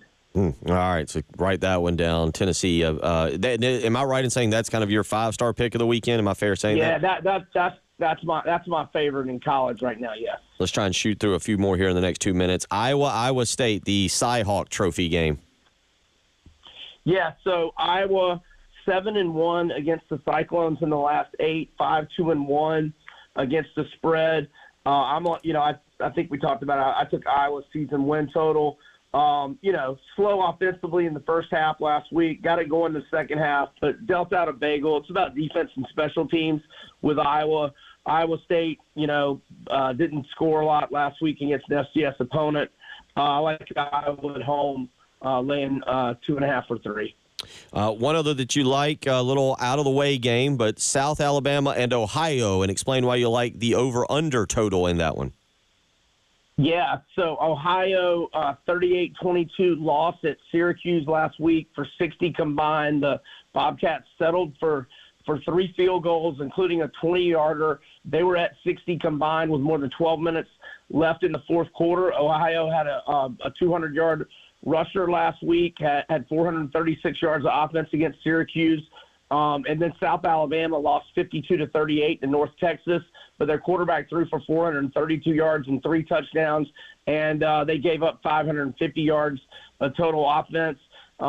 This number looks really low. 90 combined points for the South Alabama game last week. Looked at the weather. It's going to be a beautiful night in Ohio. It's up to 57, over 57, South Alabama, Ohio. A few others that at least you're keeping a close eye on right now, one of which is tomorrow night's game. That Northwestern, I think it's the soccer stadium that they're playing, the renovated. It's beautiful. I just stay there in that soccer stadium. But they play Duke tomorrow, and Northwestern, a 2.5-point favorite that you like. Yeah, Duke's dominated this rivalry lately, but I like Northwestern here. Since Braun took over, they're 9-5 straight up, 10-4 against the spread, laying 2.5 at home. Duke lost a lot of players, lost their coach, and Mike Wright, who we all know, formerly at Vandy and Mississippi State quarterback, played pretty well for Northwestern at QB last week. I'll take Northwestern minus 2.5 against Duke. That's a pretty small opinion, though. Mike Wright beating out Ryan Holinsky there for the starting job as well. We'll get back to that in the next segment. Brian, we are out of time. Is Holinsky still at Northwestern? I should know that. I should probably know that. Brian, we are out of time. We always appreciate it, man. We will definitely catch up with you next week. All right, thanks, guys. Y'all have a good Appreciate it. You too. Well, yeah, that sums it up. You talked about quarterback competition. Summed it up. We'll be right back. You're listening to the early game. From the Midlands to the PD to the beach. The Game Network. Sips and Sounds, the only craft beer, wine, and spirits tasting event held indoors under the cool AC. No rain, no heat, no worries. Unlimited sampling of over 40 brands of local and national craft beers, wine, seltzers, and spirits. Live performances by Ken and Drew of Sister Hazel, Dazer, and the Donovan Twins. Saturday, September 28th. Get your unlimited tasting wristbands now at sipsandsoundscola.com. Bill Gunner for the Ecton Law Firm, where John Ecton and his team, they have been helping families with tax issues and making sure they get rid of the stress that comes along with it, which is why if you've received one of those mean, nasty notices from the IRS, it's time for you to contact John Ecton and his team at the Ecton Law Firm, 803-771-9800. Get a free consultation today. Trust me when I say this, the Ecton Law Firm is understanding of the challenges that you're facing, and they are ready to offer you the peace of mind you deserve. Nobody wants to deal with the IRS and the stress that comes along with that. But sometimes when you get one of those nasty notices, it's time to seek help. And John Ecton and his team are professionals. Whether you're here in Columbia, Florence, Myrtle Beach, somewhere else in this great state, John Ecton is the way to go. Contact them today. Start with a free consultation, 803-771-9800. Give them a phone call today. Tell them Bill Gunner sent you. This is Boomer Esiason with the Sports Minute. Believe it or not, folks, I do believe the AFC East will send 3 to the playoffs. Buffalo, Miami, and yes, the division champion Jets. Cincinnati secures the North with a wild card to Baltimore, while Houston proves for real in the South. Now, I'm going to pick the Chiefs over the Bengals for the conference championship, and then Patrick Mahomes and company will defeat the Niners to three-peat. I'm Boomer Esiason.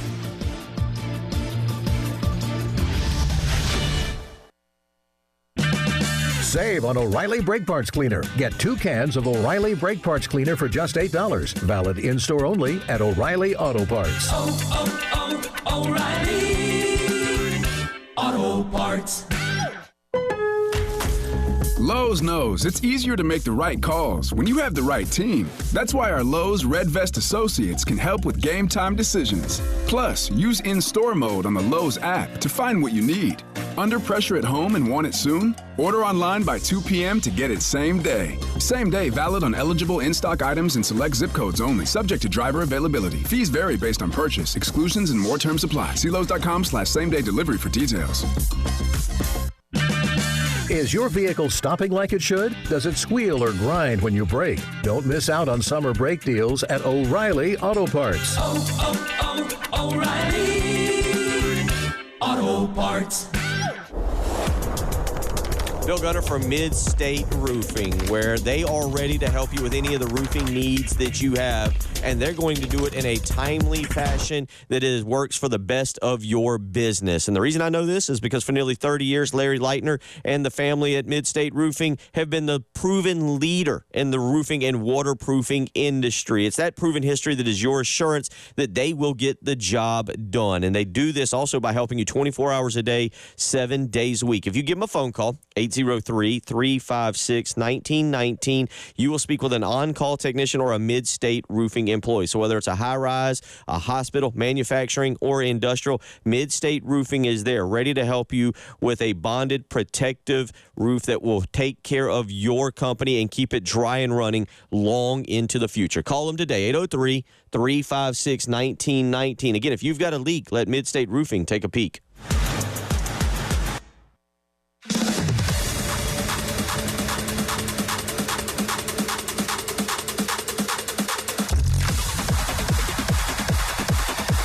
The early game with Phil Gunter, Preston Thorne, and Jen Jensen. From the Midlands to the PD to the beach. The Game Network.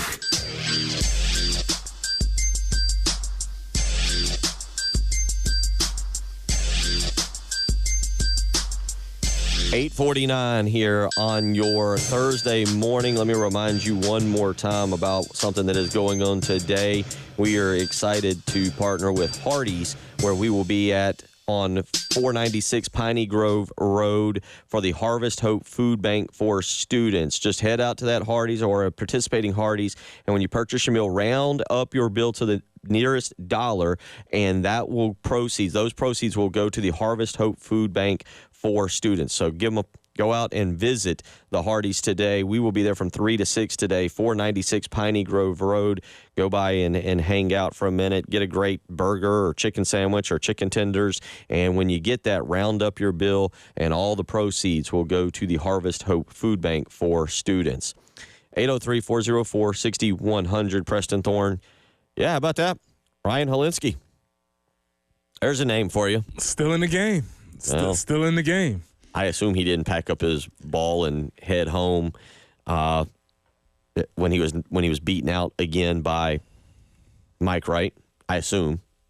Yeah, I was looking on the depth chart. It was pretty deep down on the depth charts, but we know depth charts don't mean anything. So who knows? Who knows what anything means? I don't know. Duke up there tomorrow night, and again, as Brian Edwards, Vegas Insider, just told us, again, small opinion, as he said, to the Northwestern Wildcats. And as we mentioned, if you can look at the pictures. If you haven't seen what Northwestern's doing, they're building a whole new stadium. They're fixing it up. They're playing basically in the soccer stadium, which is right there on the banks of the lake, and have you seen how many it seats? I actually never thought to look at it. I haven't seen the actual capacity, no. But it is, check it out, for Northwestern, as Preston said, may as well just stay there, even if it only seats about 15,000. Yeah, here's the issue. They have a big contract for a new stadium that they're building, and essentially the people at Northwestern's like, we really don't want that. We kind of like this new thing here. The tailgating prices have gone up. The participation is there. They're selling out. They have a beautiful view on the lake every day. Yeah, no kidding. The people are kind of like, hey, listen, we know we're never going to be good at football. Can we at least just have a beautiful stadium to come and hang out? And it's only about, I would guess, I'll look it up here, but I would guess it's only about 15,000 seats at most. But, yeah, Ryan. There's just, it goes to show you, Ryan Helinski, unfortunately, just whatever happened in that career, it just never, ever worked out. And again, beaten out by Mike Wright. And as Brian Edwards said, former Mississippi State quarterback, former Vanderbilt quarterback. It just kind of is what it is for him last year, playing a little bit, but not really making a dent in that lineup. Before we hit out of here, one other thing, because, this day and age, Preston Thorne, you're never really in a relationship until you become Facebook official. And what do we got going with Bam Adebayo and Asia Wilson? Well, we reported on this earlier in the spring, where there was some rumors circulating on social media about how Bam and our princess were hanging out. They were in Vegas. They were in Vegas hanging out. But we said, okay, everybody goes to Vegas and they play in Vegas. No big deal. Then some social media sleuths noticed that when Asia won the gold medal, she was going to congratulate all the other NBA players, gave everybody else a standard dap, but with Bam, little special handshake. People clued in on that. What's going on here? Now, Asia has been outed by a city official who they were giving Bam Adebayo the key to the city. And for some reason, this city official just goes on to say, and we have another Olympian here to celebrate. Speaking of Asia, who was there in support of her friend. We're going to still call until they say something. We won't say anything. But I will say this. You don't travel that far to support a friend. No, so, I don't know that I would go to the nearest McDonald's to support Bill. So, yes, you know. They are on right alert. Down the road. You got to drive by it on the way home. So they are on alert. I think this thing has been made official. All right, if that's the case, Coach Paris, Kerry Rich, let's start. That's gonna. They have a boy. It's time to start the recruiting process right now. Well, we got a long way to go before then. It's never too early. No. Bam has to come to Columbia. We have to sit him down. We have to ask him what his intentions are. We have to take him to all the places in Columbia. Make sure that he is up to standard before we even get. We have to show him. We have to bring him into town to make sure we're okay with him. Yes. Oh, 100%. He has to walk through town, and we have to ask him plenty of questions before we even get to that far. What are your intentions, sir, with our princess? Sure, you got a key to the city, but she has a statue here.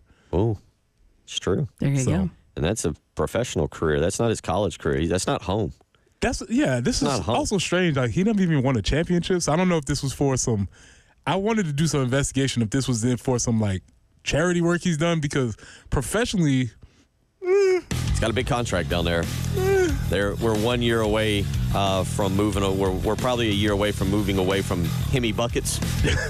And Bam becomes the face of the organization. So I think this was on alert. I think this was a proactive move. Bam, what are your intentions? We need to know.